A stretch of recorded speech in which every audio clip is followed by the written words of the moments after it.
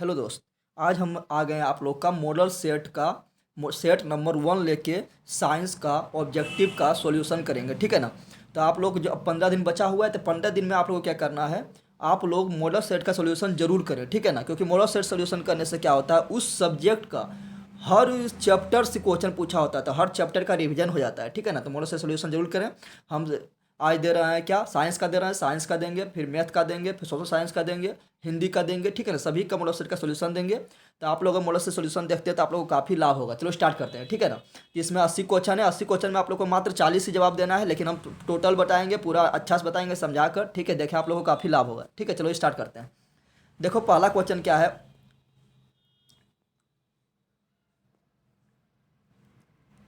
निकल जाओ, हाँ निकल गया। पहला क्वेश्चन है, किस दर्पण की फोकस दूरी, पहला है क्या, किस दर्पण की फोकस दूरी ऋणात्मक होती है, बताना है किस दर्पण की फोकस दूरी ऋणात्मक होती है। तो आप लोग को पता है क्या कि ये होता है क्या, चिन्ह परिपाटी में ये साइड प्लस होता है और ये साइड क्या होता है, माइनस होता है, ये तो आप लोग जानते हैं। तो बताओ ये देखो कौन सा दर्पण है, ये बना देंगे तो ये क्या हो जाएगा मेरा, ये हो जाएगा अवतल दर्पण। अवतल दर्पण आगे गोल हो रहा है, किधर गोल हो रहा है, आगे गोल हो रहा है, तो आगे क्या होता है माइनस, तो अवतल दर्पण का फोकस दूरी होगा माइनस, सिंपल बात है। और उत्तल दर्पण देखो पीछे गोल होता है, उत्तल दर्पण क्या होता है, उत्तल दर्पण जो है ये क्या होता है, पीछे गोल हो रहा है, तो पीछे क्या होता है मेरा प्लस, पीछे क्या होता है प्लस, तो उत्तल दर्पण की फोकस दूरी प्लस होगा। उसी प्रकार लेंस में भी जो है, लेंस में भी क्या होगा, उत्तल लेंस का फोकस दूरी प्लस होगा और अवतल लेंस का फोकस दूरी माइनस होगा, ठीक है। समझ गए आप इतना, ठीक है। आगे बढ़ते हैं। अब यहाँ देखते हैं क्या, यहाँ पर है क्या समतल दर्पण, तो ध्यान रखना है, समतल दर्पण की फोकस दूरी तथा वक्रता त्रिज्या दोनों अनंत होता है, याद रखना। समतल दर्पण की फोकस दूरी वक्रता त्रिज्या अनंत होता है, समतल दर्पण की फोकस दूरी वक्रता त्रिज्या अनंत होता है। चलो नेक्स्ट क्वेश्चन की ओर बढ़ते हैं, क्योंकि 80 क्वेश्चन का सोल्यूशन देना है तो थोड़ा जल्दी जल्दी करना पड़ेगा, ठीक है। चलो आगे बढ़ते हैं। अगला मेरा क्या है, अगला है दर्पण की फोकस दूरी एफ और वक्रता त्रिज्या आर में क्या संबंध है, ये बताना है, ठीक है ना। तो दर्पण की फोकस दूरी एफ और वक्रता त्रिज्या आर में क्या संबंध है, तो आप लोग पढ़े होंगे कि एफ बराबर यानी फोकस दूरी बराबर क्या होता है, तो r/2 यानी वक्रता त्रिज्या का आधा। तो फोकस दूरी मेरा होता है वक्रता त्रिज्या का क्या होता है, आधा होता है, ठीक है ना। तो एफ बराबर r/2, इसमें खोई लो, एफ बराबर r/2 कहाँ है, तो यहाँ पर बी नंबर में है, तो इसका बी नंबर मेरा करेक्ट हो जाएगा, ठीक है। चलो आगे बढ़ते हैं। अगर आप लोग को पूछे कि बताओ, अगर आप लोग से पूछे कि दर्पण सूत्र क्या होता है, तो याद रखना दर्पण सूत्र होता है 1/f बराबर 1/v plus 1/u, 1/u। v हो गया प्रतिबिंब दूरी, u हो गया फोकस थी वस्तु दूरी, और f हो गया फोकस दूरी। अगर यही पूछे लेंस सूत्र क्या होगा, तो लेंस सूत्र क्या होगा, तो लेंस सूत्र होगा 1/f बराबर 1/v, जहाँ प्लस है वहाँ पर क्या दे देंगे माइनस 1/u। अब इसमें स्टूडेंट का कन्फ्यूजन होता है कि दर्पण में प्लस होगा कि लेंस में प्लस होगा। तो देखो इसमें सिंपल सी बात है, क्या लेंस, लेंस एल से लेंस और एल से लेस होता है, लेस मतलब कम करना नहीं बोलते हैं, दुकानदार में जाते हैं तो कोई सामान खरीदते हैं तो क्या बोलते हैं, थोड़ा कपड़ा या दाम लेस करने, लेस यानी कम करने, तो लेस होगा लेंस में, लेस होगा लेंस में, यानी माइनस होगा लेंस में, ठीक है ना। आगे बढ़ते हैं। अगला क्वेश्चन है, समान दृष्टि के लिए स्पष्ट दृष्टि की न्यूनतम दूरी कितना होता है, तो समान दृष्टि के लिए स्पष्ट दूरी का जो न्यूनतम दूरी होता है वो क्या होता है, 25 सेंटीमीटर होता है, कितना होता है 25 सेंटीमीटर, ठीक है ना। और अधिकतम दूरी पूछेगा तो होगा अनंत, अधिकतम दूरी कितना होगा, अनंत होगा। न्यूनतम दूरी कितना होता है 25 सेंटीमीटर, 25 मीटर मत मार देना, 25 मीटर नहीं 25 सेंटीमीटर, ठीक है। आगे बढ़ते हैं। नेक्स्ट मेरा है, श्वेत प्रकाश का कौन सा रंग किसी प्रिज्म से गुजरने के पश्चात सबसे कम झुकता है, तो आप लोग को जानते हैं कि जब किसी प्रिज्म से होकर श्वेत प्रकाश गुजरती है तो वह 7 रंग में बढ़ जाती है, सिंपल बात है, बढ़ जाती है। इसी को हम क्या बोलते हैं, इसी को बोलते हैं वर्ण विक्षेपण। और वर्ण विक्षेपण में जो होता है, वर्ण विक्षेपण में जो 7 रंग होता है वो क्या होता है, विबजियोर, VYBGYOR, या इसी को हिंदी में बोलते हैं बेजानी हो पी नाला, क्या बोलते हैं, बेजानी हो पी ना ला, इसी को बोलते हैं। बे मतलब बैगनी, जा मतलब जामुनी, नी मतलब नीला, हो मतलब हरा, पी मतलब पीला, ना मतलब नारंगी, ला मतलब लाल।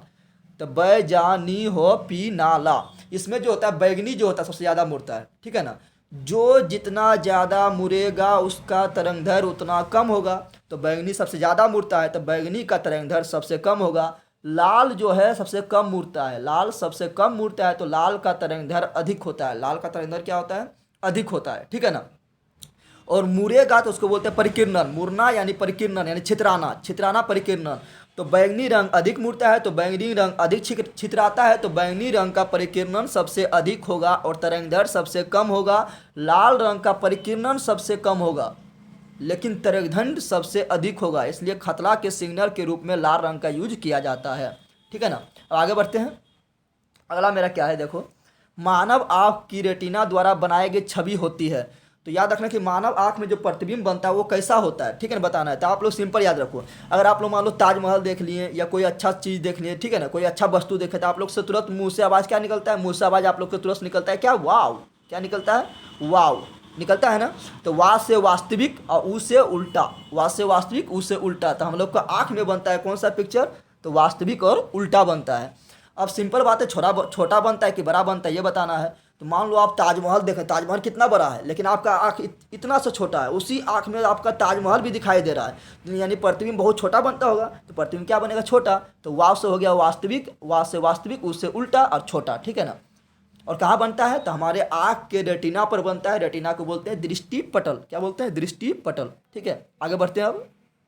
और हमारे आँख में कौन सा लेंस होता है, तो उत्तल लेंस होता है। क्या होता है, उत्तल लेंस। नेक्स्ट, आकाश का रंग नीला प्रतीत होता है।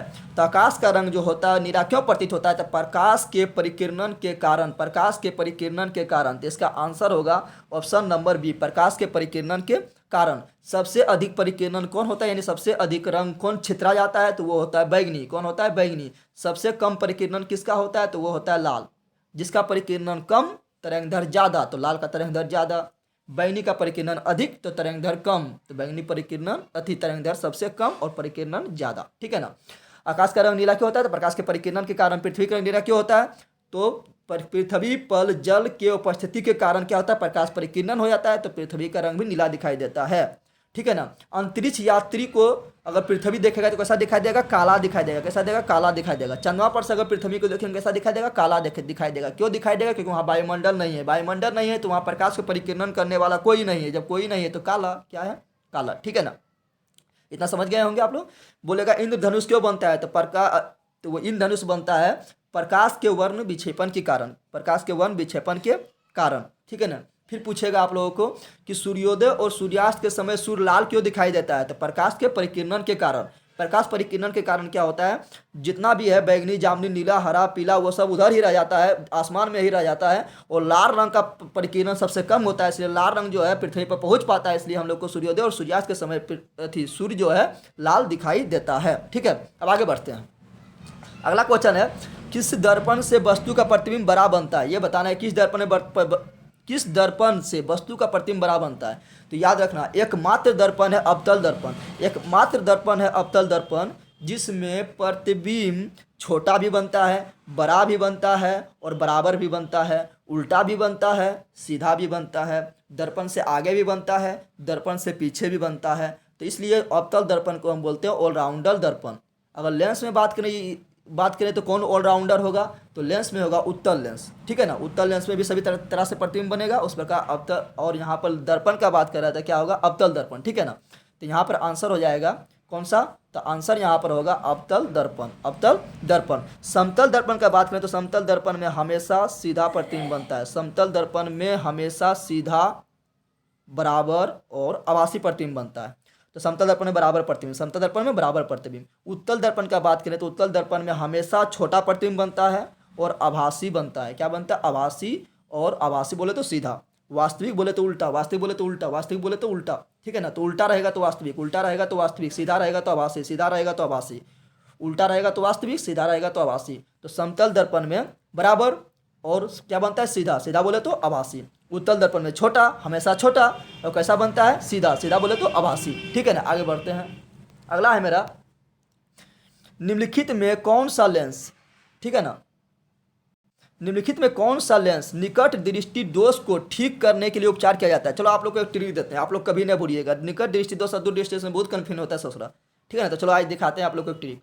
लिखते हैं पहले हम निकट, क्या लिखते हैं, निकोटो, निकट, ठीक है ना। फिर लिख दिए हम दूर, दो सु करो दूर।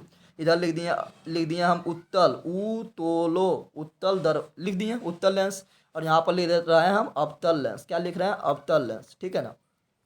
अब आप लोग का कन्फ्यूजन दूर कर देते हैं। देखो यहाँ पर निकट में ज़्यादा अक्षर है, निकट में क्या है, ज़्यादा अक्षर है, 1 2 3, तो ज़्यादा वाला से ज़्यादा मिला दो तो अवतल में ज़्यादा अक्षर है, 1 2 3 4 ज़्यादा है, तो ज़्यादा वाला से ज़्यादा, तो निकट में ज़्यादा अक्षर तो अवतल में ज़्यादा अक्षर, यानी निकट दृष्टि दोष को दूर करने के लिए हमको अवतल लेंस लगाना पड़ेगा। दूर में देखो कम अक्षर है, दुइये अक्षर है, दूर में कम अक्षर है, तो कौन सा लेंस में कम अक्षर है, तो उत्तल में देखो कम अक्षर है, मात्र 3 है, तो कम अक्षर वाला कम में मिला दो, तो दूर दृष्टि दोष को दूर करने के लिए उत्तल लेंस का उपयोग किया जाता है। सिंपल बात है, हो गया।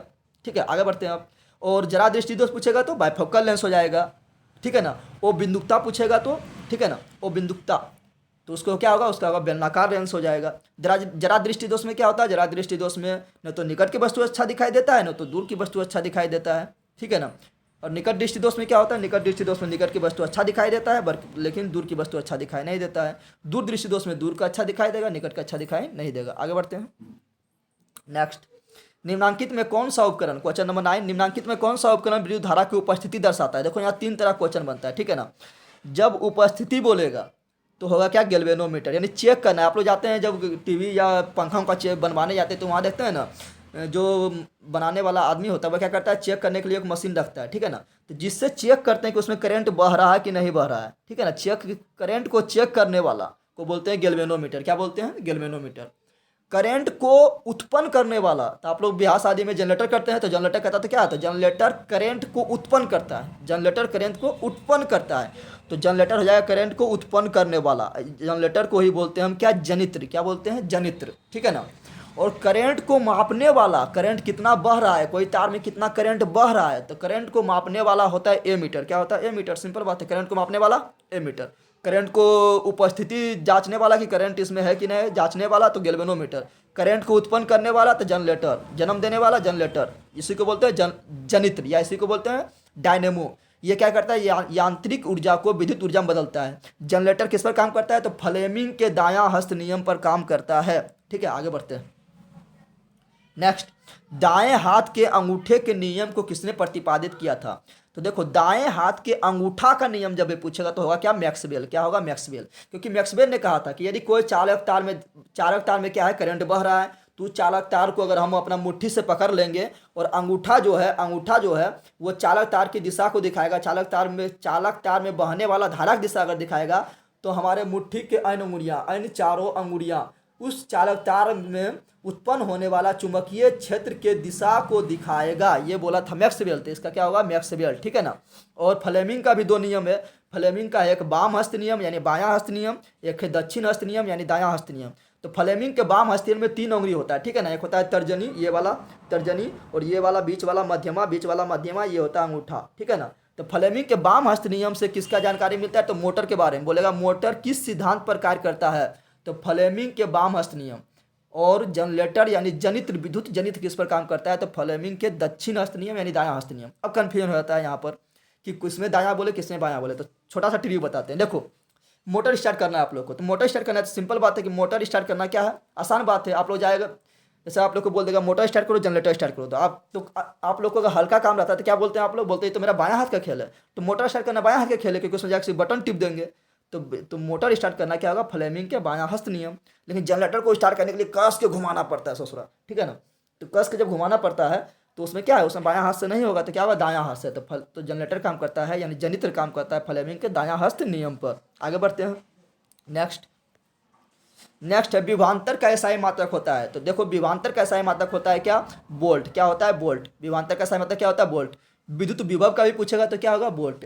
विद्युत वाहक बल को भी पूछेगा तो क्या होगा, वोल्ट। तो हम क्या बोले, विभवांतर का वोल्ट, विद्युत विभव का वोल्ट, और विद्युत वाहक बल का भी वोल्ट, ठीक है ना। आज देखो, कल इंटर में आया था ये, विभवांतर का एसआई मात्रक क्या है, विद्युत वाहक बल का एसआई मात्रक क्या है, दोनों आ गए तो दोनों का वोल्ट होगा, ठीक है ना। ओम किसका होता है, तो ओम होता है प्रतिरोध का एसआई मात्रक, ओम होता है प्रतिरोध का एसआई मात्रक ओम होता है। और प्रतिरोधकता जिसको बोलते हैं रो, प्रतिरोधकता का सही मात्रक होता है ओम मीटर, ठीक है ना। एम्पियर किसका होता है, तो विद्युत धारा का सही मात्रक होता है एम्पियर, विद्युत धारा का सही मात्रक क्या होता है एम्पियर। कूलम किसका होता है, तो कूलम होता है आवेश का सही मात्रक होता है कूलम, आवेश का सही मात्रक होता है कूलम। शक्ति का सही मात्रक क्या होता है, तो शक्ति यानी पावर, शक्ति यानी पावर। तो आपके पास पावर रहेगा तो क्या करेंगे, वाट लगा देंगे, किसी का नहीं बोलते हैं हम तुमको वाट लगा देंगे, वाट लगा देंगे। शक्ति का सही मात्रक क्या होगा, वाट। शक्ति का सही मात्रक क्या होता है, वाट होता है, क्या होता है, वाट होता है, ठीक है ना। आगे बढ़ते हैं। नेक्स्ट है, निम्नलिखित में किस संयोजन द्वारा प्रतिरोध का मान बढ़ता है, बताना है। तो देखो संयोजन दो प्रकार का होता है, एक होता है श्रेणी क्रम संयोजन, एक होता है समांतर क्रम संयोजन। तो किस संयोजन में, चलो नेक्स्ट, हाँ यह हम बता रहे थे, निम्नलिखित में किस संयोजन द्वारा प्रतिरोध का मान बढ़ता है, ठीक है ना। प्रतिरोध का मान किसके द्वारा बढ़ता है, तो देखो बताए थे एक श्रेणी क्रम होता है और एक होता है समांतर क्रम, ठीक है। तो श्रेणी क्रम में से आने पर क्या होता है, प्रतिरोध का मान बढ़ जाता है और वोल्टेज का मान क्या होता है, घट जाएगा। जब प्रतिरोध बढ़ेगा तो क्या होगा, वो धारा को बहुत ज़्यादा विरोध करेगा तो वोल्टेज क्या होगा, घट जाएगा, ठीक है ना। और समांतर क्रम में क्या होता है, समांतर क्रम में क्या होता है, प्रतिरोध का मान घट जाता है। प्रतिरोध का मान जैसे ही घटता है तो उसको, तो धारा को रोकने वाला कोई नहीं है, उसका विरोध करने वाला कोई नहीं है, तो क्या होगा, तो वोल्टेज बढ़ जाएगा, क्या होगा, बढ़ जाएगा, ठीक है ना। तो समांतर क्रम में प्रतिरोध का मान घटता है और श्रेणी क्रम में प्रतिरोध का मान घटता है। अब श्रेणी क्रम संयोजन क्या होता है, श्रेणी क्रम संयोजन में क्या होता है, तो आर और श्रेणी क्रम को बोलते हैं सीरीज, क्या बोलते हैं, सीरीज। तो आर एस बराबर क्या होगा, तो R1 जोड़ R2 जोड़ डॉट डॉट डॉट, इस तरह जोड़ देना है। जैसे बोलेगा 2 ओम का, 3 ओम का और 4 ओम का 3 प्रतिरोध श्रेणी क्रम में सजाया गया है, तो उसका कुल प्रतिरोध क्या होगा, सबको जोड़ दो, 2 3 5, 5 और 4 9, वही रहेगा समांतर क्रम में, तो उल्टा करके जोड़ना है, ठीक है ना। एक 1/2, 1/4, 1/5, इस तरह उल्टा करके, समांतर में उल्टा करके जोड़ दो तो कुल निकल जाएगा, और श्रेणी क्रम में सीधे जोड़ दो तो कुल निकल जाएगा। नेक्स्ट बढ़ते हैं।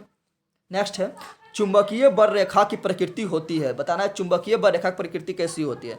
तो चुंबकीय जो बल रेखा होता है, क्या वो दिखाई हम लोग को देता है, दिखाई नहीं देता, यानी कल्पना करते हैं। जैसे चुंबक दो सटाते हैं तो क्या करते हैं, लोहा को खींच लेता है अपने ओर, तो लोहा खींचता है तो जो वहाँ बल जो काम किया वो क्या दिखाई देता है, दिखाई नहीं देता है। दिखाई नहीं दे रहा है तो वो क्या है, वो काल्पनिक रेखा है, क्या है, काल्पनिक, तो क्या है, काल्पनिक, ठीक है ना। चुंबक में 2 ध्रुव होता है, एक होता है उत्तर, एक होता है दक्षिण, एक होता है नॉर्थ, एक होता है साउथ। चुंबक में 2 ध्रुव होता है। चुंबक में सबसे ज़्यादा पावर कहाँ होता है, ध्रुव पर सबसे ज़्यादा पावर होता है चुंबक में। चुंबक में सबसे ज़्यादा पावर कहाँ होता है, ध्रुव पर होता है। और अस्थायी चुंबक किससे बनाया जाता है, तो अस्थायी चुंबक बनाया जाता है इस्पात से, अस्थायी चुंबक इस्पात से, और वो अस्थायी चुंबक बनाया जाता है नर्म लोहा से, वो अस्थायी चुंबक नर्म लोहा से बनाया जाता है, ठीक है ना। और किसी चालक तार में धारा प्रवाहित करने पर चुंबकीय क्षेत्र उत्पन्न हो जाता है। यह खोज किसने किया, तो यह खोज किया था ओरेस्टेड नामक वैज्ञानिक ने, ओरेस्टेड नामक वैज्ञानिक ने, ठीक है ना। और चुंबकीय क्षेत्र रेखा जो होता है वो नॉर्थ से निकलता है साउथ में जाता है, नॉर्थ से निकलता है साउथ में जाता है, साउथ में जाता है, ठीक है ना। अब आगे बढ़ते हैं। नेक्स्ट है, 1 किलोवाट घंटा किसके बराबर होता है, तो याद रखना 1 किलोवाट घंटा जो है ये 3.6 × 10⁶ जूल के बराबर होता है। 1 किलोवाट घंटा किसके बराबर होता है, 3.6 × 10⁶ जूल, 3.6 × 10⁶ जूल के बराबर होता है, ठीक है ना। देखो वाट रहता है तो वाट होता है शक्ति का मात्रक, लेकिन जब टाइम लग जाएगा, घंटा लग गया तो हो जाएगा ऊर्जा के मात्रक, तो ऊर्जा का मात्रक क्या होता है, जूल, ठीक है ना। तो क्या होगा, अब बोलेगा औसत शक्ति, बोलेगा एक औसत शक्ति बराबर क्या होगा, 1 हॉर्स पावर, 1 हॉर्स पावर बराबर क्या होगा, तो 746 वाट, क्या होगा, 746 वाट, ठीक है। आगे बढ़ते हैं। नेक्स्ट है मेरा, नवीकरणीय ऊर्जा का स्रोत क्या है, तो नवीकरणीय ऊर्जा किसे कहते हैं, ये भूगोल में आप लोग को भी काम देगा, ठीक है। नवीकरणीय ऊर्जा कहते हैं वैसा ऊर्जा जिसे हम पुनः प्राप्त कर सकते हैं, जो समाप्त हो गया तो उसको हम पुनः प्राप्त कर सकते हैं, वो नवीकरणीय ऊर्जा है, ठीक है ना। लेकिन वो नवीकरणीय ऊर्जा किसको कहेंगे, वैसा ऊर्जा जिसे हम पुनः प्राप्त नहीं कर सकते हैं वो कहलाएगा वो नवीकरणीय ऊर्जा। नवीकरणीय ऊर्जा को हम गैर परंपरागत ऊर्जा भी बोलते हैं और वो नवीकरणीय ऊर्जा को हम परंपरागत ऊर्जा भी बोलते हैं। अब बताओ नाभिकीय ऊर्जा, तो नाभिकीय ऊर्जा जो है, नाभिकीय ऊर्जा ये जो है ये किससे उत्पन्न होता है, तो ये होता है यूरेनियम से उत्पन्न। यूरेनियम हम लोग को कहाँ से प्राप्त होता है, धरती के अंदर से, खदान से प्राप्त होता है। अगर यूरेनियम समाप्त हो जाए तो क्या हम यूरेनियम बना सकते हैं, नहीं बना सकते हैं। तो ये क्या है, ये नवीकरणीय नहीं है, ये अनवीकरणीय है। कोयला समाप्त हो जाए तो कोयला को हम बना नहीं सकते, क्योंकि कोयला बनने में करोड़ों वर्ष लग जाता है, ठीक है ना। तो कोयला भी क्या है, अनवीकरणीय है। सौर ऊर्जा, सौर प्लेट लगा दो, समाप्त हो गया तो फिर उसको धूप में रख दो, फिर बन जाएगा सौर ऊर्जा, उसमें फिर आ जाएगा, ठीक है ना। तो सोलर प्लेट में सोलर प्लेट चार्ज हो गया, फिर समाप्त हो गया, फिर उसको धूप में रखो, फिर चार्ज हो जाएगा तो पुनः प्राप्त कर सकते हैं। तो ये क्या, सौर ऊर्जा क्या होगा, नवीकरणीय होगा, ठीक है ना। प्राकृतिक गैस यानी यही हुआ जो हम लोग को जमीन के अंदर से प्राप्त होता है, इसे हो गया एलपीजी। एलपीजी मेरा क्या है? प्राकृतिक गैस है। क्या है? प्राकृतिक गैस है। तो प्राकृतिक गैस जो है ये एक बार अगर समाप्त हो गया धरती के अंदर तो फिर इसे हम पुनः बना नहीं सकते हैं। तो ये क्या है? अनवीकरणीय है। क्या है? अनवीकरणीय। तो यहाँ पर सौर ऊर्जा सही होगा। नेक्स्ट आगे बढ़ते हैं। नेक्स्ट मेरा है कौन सा लेंस अपसारी लेंस भी कहा जाता है? अपसारी, अप मतलब फैलाना, अप मतलब फैलाना। तो वैसा लेंस जो किरणों को फैला देता है उसे कहते हैं अपसारी लेंस। क्या बोलते हैं? अपसारी लेंस। यानी वैसा लेंस जो क्या करेगा? किरण को फैला देगा, उसे क्या बोलेंगे? अपसारी लेंस। क्या बोलेंगे? अपसारी। तो अपसारी लेंस किसको बोलते हैं ये बताना है। तो अवतल लेंस जो होता है ये किरणों को फैलाता है, ठीक है ना, इसलिए अवतल लेंस को अपसारी लेंस कहा जाता है, ठीक है ना। और जबकि उत्तल दर्पण, दर्पण क्या बोल रहे हैं? उत्तल दर्पण, उत्तल दर्पण भी किरणों को फैलाता है, इसलिए उत्तल दर्पण भी क्या है? अपसारी लेंस। तो उत्तल दर्पण और अवतल लेंस दोनों किरणों को फैलाता है, तो दोनों है अपसारी लेंस, ठीक है। अब यहाँ पे ध्यान दो, उत्तल लेंस किरणों को एक बिंदु पर मिलाता है और अवतल लेंस भी अवतल दर्पण भी किरणों को एक बिंदु पर मिलाता है। तो दोनों एक बिंदु पर मिलाने का काम करता है, तो वो हो जाएगा अभिसारी लेंस। तो ये क्या हो जाएगा? अभिसारी लेंस, ठीक है ना। आगे बढ़ते हैं। नेक्स्ट है मेरा प्रकाश का प्राथमिक वर्ण कौन है? देखो इसमें ट्रिक बता रहे हैं, ठीक है ना। प्रकाश का प्राथमिक रंग कौन है? तो वो है 3 गो। कितना है? 3 है, ठीक है। तीनों का नाम क्या है? तो नहला, याद रखना, नोहोला, नहला। ताश में एक पत्ता होता है ना, नहला। तो नो से नीला, हो से हरा, ला से लाल। तो ये तीनों हो गया प्राथमिक रंग। नो से नीला, हो से हरा, ला से लाल, ये तीनों क्या है? प्राथमिक रंग, ठीक है ना। बाकी बात सभी रंग जो है इसी को मिलाकर बनाते हैं। जैसे आप लोग होली खेलिएगा तो उसमें लाल और हरा को मिला दीजिएगा ना तो पीला रंग बन जाएगा, ठीक है ना। तो ये प्राथमिक रंग नहीं है, ये क्या है? द्वितीयक रंग है, क्योंकि 2 रंग को मिल के बनाया, ठीक है ना, समझ गए। और ये तीनों को एक साथ मिला लेंगे, नीला हरा लाल को एक साथ मिला देंगे तो बन जाएगा सफ़ेद रंग। क्या बन जाएगा? सफ़ेद रंग, ठीक है ना। प्राथमिक रंग कौन है? नहला, नीला हरा लाल। नेक्स्ट आगे बढ़ते हैं। आगे है निम्न में से कौन नेत्र का रंगीन भाग बताना है। तो देखो आप देखते हैं स्फटिक डाक की आँख का रंग कैसा है? तो ब्लू है, ब्लू, ठीक है। किसी का आँख का रंग देखते हैं तो वो होता है क्या? भूरा होता है। किसी का देखते हैं तो क्या होता है? काला होता है। तो अधिकतर का काला होता है, ठीक है ना।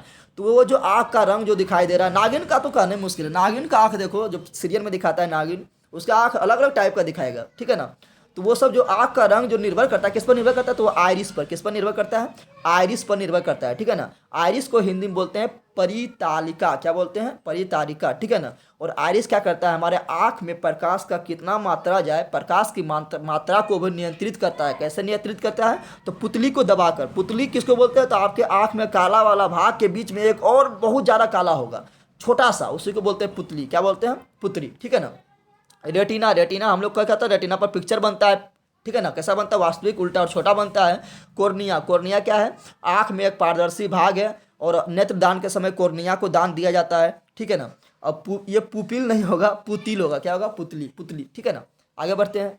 नेक्स्ट है 1 HP बराबर होता है 1 हॉर्स पावर, यानी 1 अश्व शक्ति बराबर होता है। बता चुके हैं कितना होता है? 746 वाट। कितना होता है? 746 वाट होता है, ठीक है ना। आगे बढ़ते हैं। विशालक शीशा यानी मैग्नीफाइंग ग्लास होता है। विशालक शीशा यानी विशाल। तो विशाल कौन बनाएगा पिक्चर? आप लोग सिंपल बताओ। तो विशाल पिक्चर यानी बड़ा पिक्चर बनाने वाला पूछ रहा है, शीशा कौन होगा? तो बड़ा पिक्चर जो बनाता है वह कौन बनाता है ये बताना है आप लोग को, ठीक है। तो बड़ा पिक्चर जो बनाता है वो बनाता है अवतल दर्पण। कौन बनाता है? अवतल दर्पण, क्योंकि बता चुके हैं कि अवतल दर्पण तो सभी तरह प्रतिबिंब बनाता है, तो ये बड़ा भी बनाता है, लेंस से बनाता है, लेकिन इसको ग्लास नहीं बोलेंगे, ठीक है ना। तो ये होगा अवतल दर्पण। क्या होगा? अवतल दर्पण। नेक्स्ट आगे बढ़ते हैं। नेक्स्ट मेरा क्या है? जब किसी चालक तार से विद्युत धारा प्रवाहित होती है तो गतिशील कण कौन है? तो जब किसी चालक तार में जब धारा बहने लगता है ना, तो जो कण दौड़ता है, छटपटा का जो दौड़ता है, वो होता है क्या? इलेक्ट्रॉन। क्या होता है? इलेक्ट्रॉन। तो इसमें होगा इलेक्ट्रॉन। क्या होगा? इलेक्ट्रॉन। इलेक्ट्रॉन पर आवेश कितना होता है? तो वो होता है 1.6 × 10⁻⁻19 कूलम, ठीक है। कितना होता है? -19 कूलम, और माइनस में होता है। प्रोटॉन पर भी इतना ही होता है 1.6 × 10⁻⁻19 कूलम, लेकिन प्रोटॉन पर होता है प्लस, क्योंकि इलेक्ट्रॉन होता है निगेटिव और प्रोटॉन होता है पॉजिटिव, ठीक है। आगे बढ़ते हैं। नेक्स्ट है एम्पियर घंटा मात्रक है। देखो यहाँ पर एम्पियर घंटा पूछ रहा है किसका मात्रक? तो पहले ध्यान दो, एम्पियर को हम बोलते हैं क्या? आई। क्या बोलते हैं?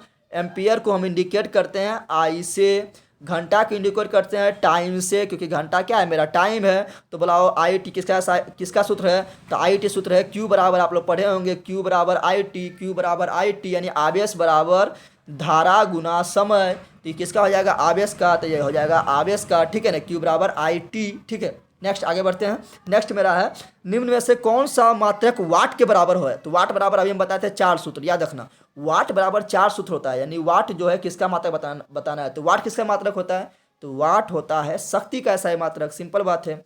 तो शक्ति बराबर 4 सूत्र होता है, शक्ति बराबर एक होता है W/T, क्या होता है W/T, शक्ति बराबर एक सूत्र होता है VI, यानी P बराबर VI, शक्ति बराबर एक सूत्र होता है I²R, क्या होता है I²R, शक्ति बराबर एक सूत्र होता है P बराबर V²/R, क्या होता है V²/R। तो ये 4 सूत्र शक्ति के बराबर होता है, ठीक है ना, तो ये चारों को आप लोग को याद रखना है, ठीक है, समझ गए, ठीक है। तो इसमें पूरा निम्न के कौन सा मात्रा वाट के बराबर है, तो देखो वाट के बराबर यहाँ पर दिया है क्या, यहाँ पर दिखाने में थोड़ा झपा गया है, ठीक है। देखो अगर हम इससे निकालेंगे तो कार्य का सही मात्रा क्या होता है, जूल, तो इसमें आएगा जूल बटा सेकंड, देखो जूल बटा सेकंड कहीं दिया हुआ है, नहीं दिया हुआ है तो ये नहीं होगा। इसका निकालेंगे तो इसका क्या है, वोल्ट का, इसका हो जाएगा क्या हो जाएगा, इसका हो जाएगा विभवांतर का सही मात्रा वोल्ट है, इसका हो जाएगा एम्पियर, तो वोल्ट एम्पियर कहीं है, नहीं है, ठीक है। आगे देखते हैं, नहीं यहाँ तो जूल बटा सेकंड दिया हुआ है, ए नंबर में जूल बटा सेकंड दिया हुआ है, तो इसका हो गया जूल, इसका हो गया सेकंड, क्या हो गया जूल बटा सेकंड, जूल बटा सेकंड, ये चारों सूत्रों को आप लोग को याद रखना है। और एक चीज़ हम और बोलना चाहते हैं, अगर इसके साथ टाइम लगा देंगे, अगर मान लो यहाँ टाइम देनी है T, तो ये P बराबर नहीं H बराबर हो जाएगा, क्या हो जाएगा H बराबर, यानी उष्मा बराबर हो जाएगा। यहाँ पर दे दिए अगर हम T, क्या दे दिए T, यानी टाइम लगा दिए, तो ये H बराबर नहीं होगा, ये किसके बराबर हो जाएगा, उष्मा के बराबर हो जाएगा। अगर यहाँ पर भी हम लगा दिए T, क्या लगा दिए T, तो ये P बराबर नहीं होगा, ये क्या हो जाएगा H बराबर हो जाएगा, यानी उष्मा के बराबर हो जाएगा, ठीक है। आगे बढ़ते हैं। नेक्स्ट है मेरा, विद्युत धारा का मतलब क्या है, विद्युत धारा को I से इंडिकेट करते हैं, विद्युत धारा को I से इंडिकेट किया जाता है। विद्युत धारा का सही मतलब क्या होता है, तो विद्युत धारा का सही मतलब होता है एम्पियर, क्या होता है एम्पियर होता है, ठीक है ना, बता दिए हम। और I बराबर क्या होगा, I बराबर क्या होगा बता दो आप लोग, I बराबर क्या होगा, तो Q/T, Q/T, Q/T, ठीक है। आगे बढ़ते हैं।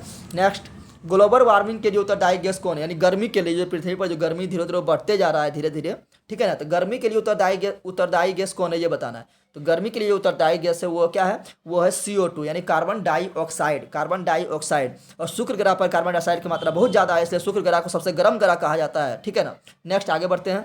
नेक्स्ट है मेरा, शरीर में भोजन का पचना किस प्रकार की अभिक्रिया है। देखो शरीर में भोजन का पचना, तो शरीर में हम लोग को भोजन लेते हैं यानी ग्लूकोज लेते हैं, तो ग्लूकोज क्या होता है, टूटता है, ग्लूकोज जब टूटता है तो क्या होता है, हम लोग को बहुत सारा एनर्जी मिलता है, 38 ATP एनर्जी मिलता है, तो वो होगा अपघटन अभिक्रिया, क्या होगा अपघटन अभिक्रिया। लेकिन यहाँ पर अपघटन नहीं दिया हुआ है, तब क्या मारें, तो हम लोग का जो ग्लूकोज टूटता है ना, तो हम लोग जो श्वास लेते हैं तो श्वास में क्या लेते हैं, ऑक्सीजन, तो ऑक्सीजन की उपस्थिति में ग्लूकोज टूटता है, तो ऑक्सीजन उसमें जुटता है, ऑक्सीजन क्या होता है उसमें जुटता है, तो ऑक्सीजन की उपस्थिति में हो रहा है तो होगा ऑक्सीकरण अभिक्रिया, क्या होगा ऑक्सीकरण अभिक्रिया। लेकिन लेकिन लेकिन यहाँ ऑक्सीकरण नहीं दिया गया है, तो ऑक्सीकरण को ही बोलते हैं उपचयन, क्या बोलते हैं उपचयन, ऑक्सीकरण को ही क्या बोलते हैं उपचयन बोलते हैं, तो यहाँ हो जाएगा उपचयन।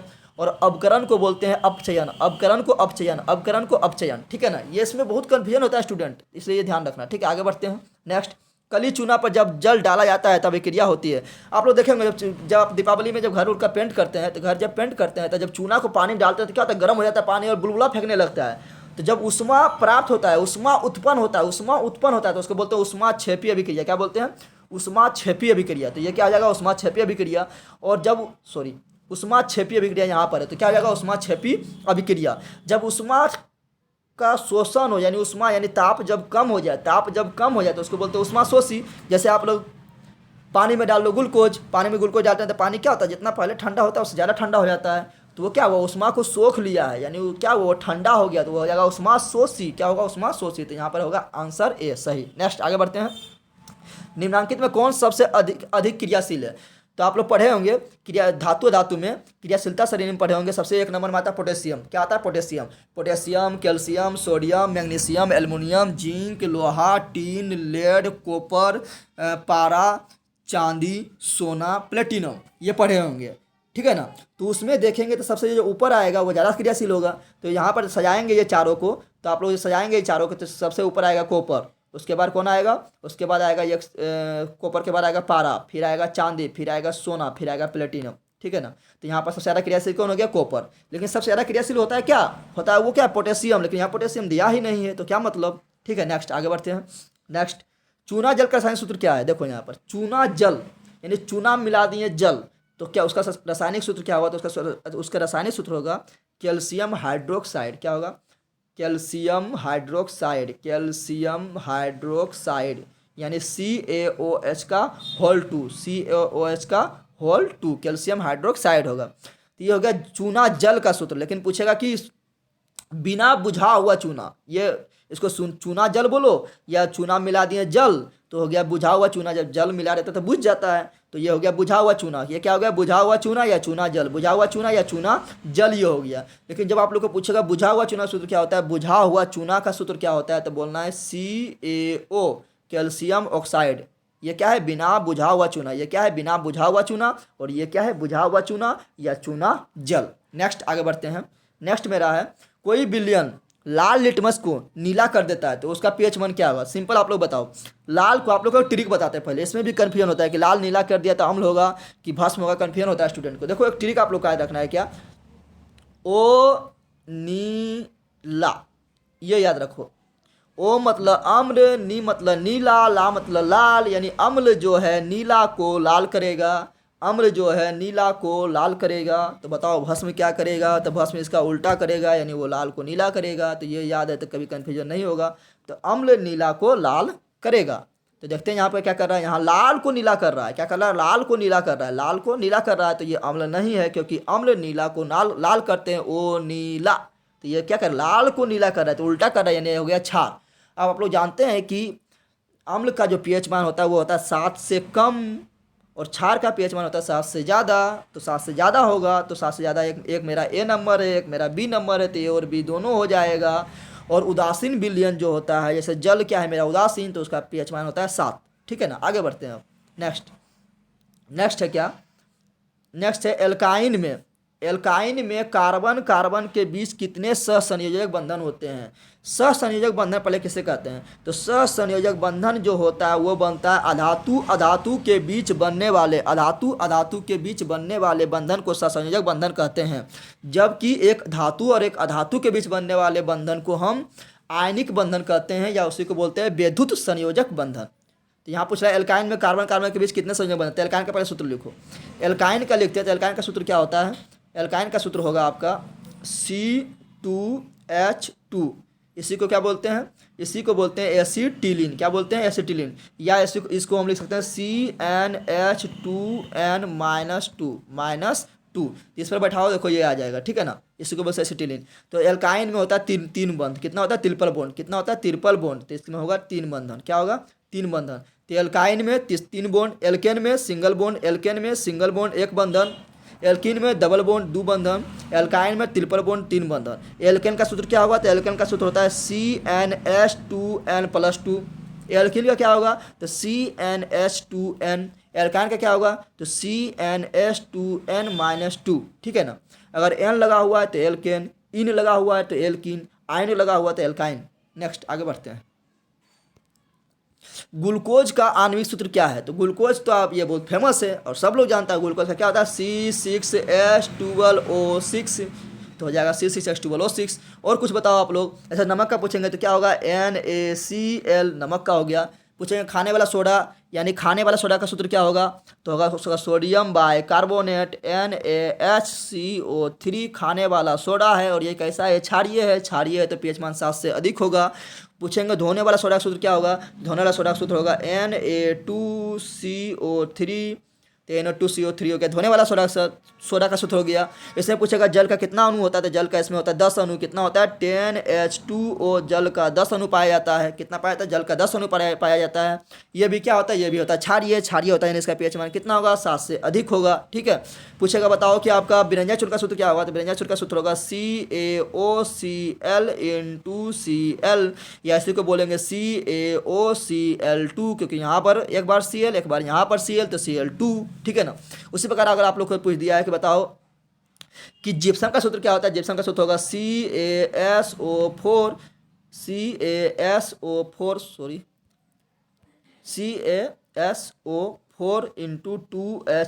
ये हो गया जिप्सम का सूत्र हो गया है। ठीक है ना।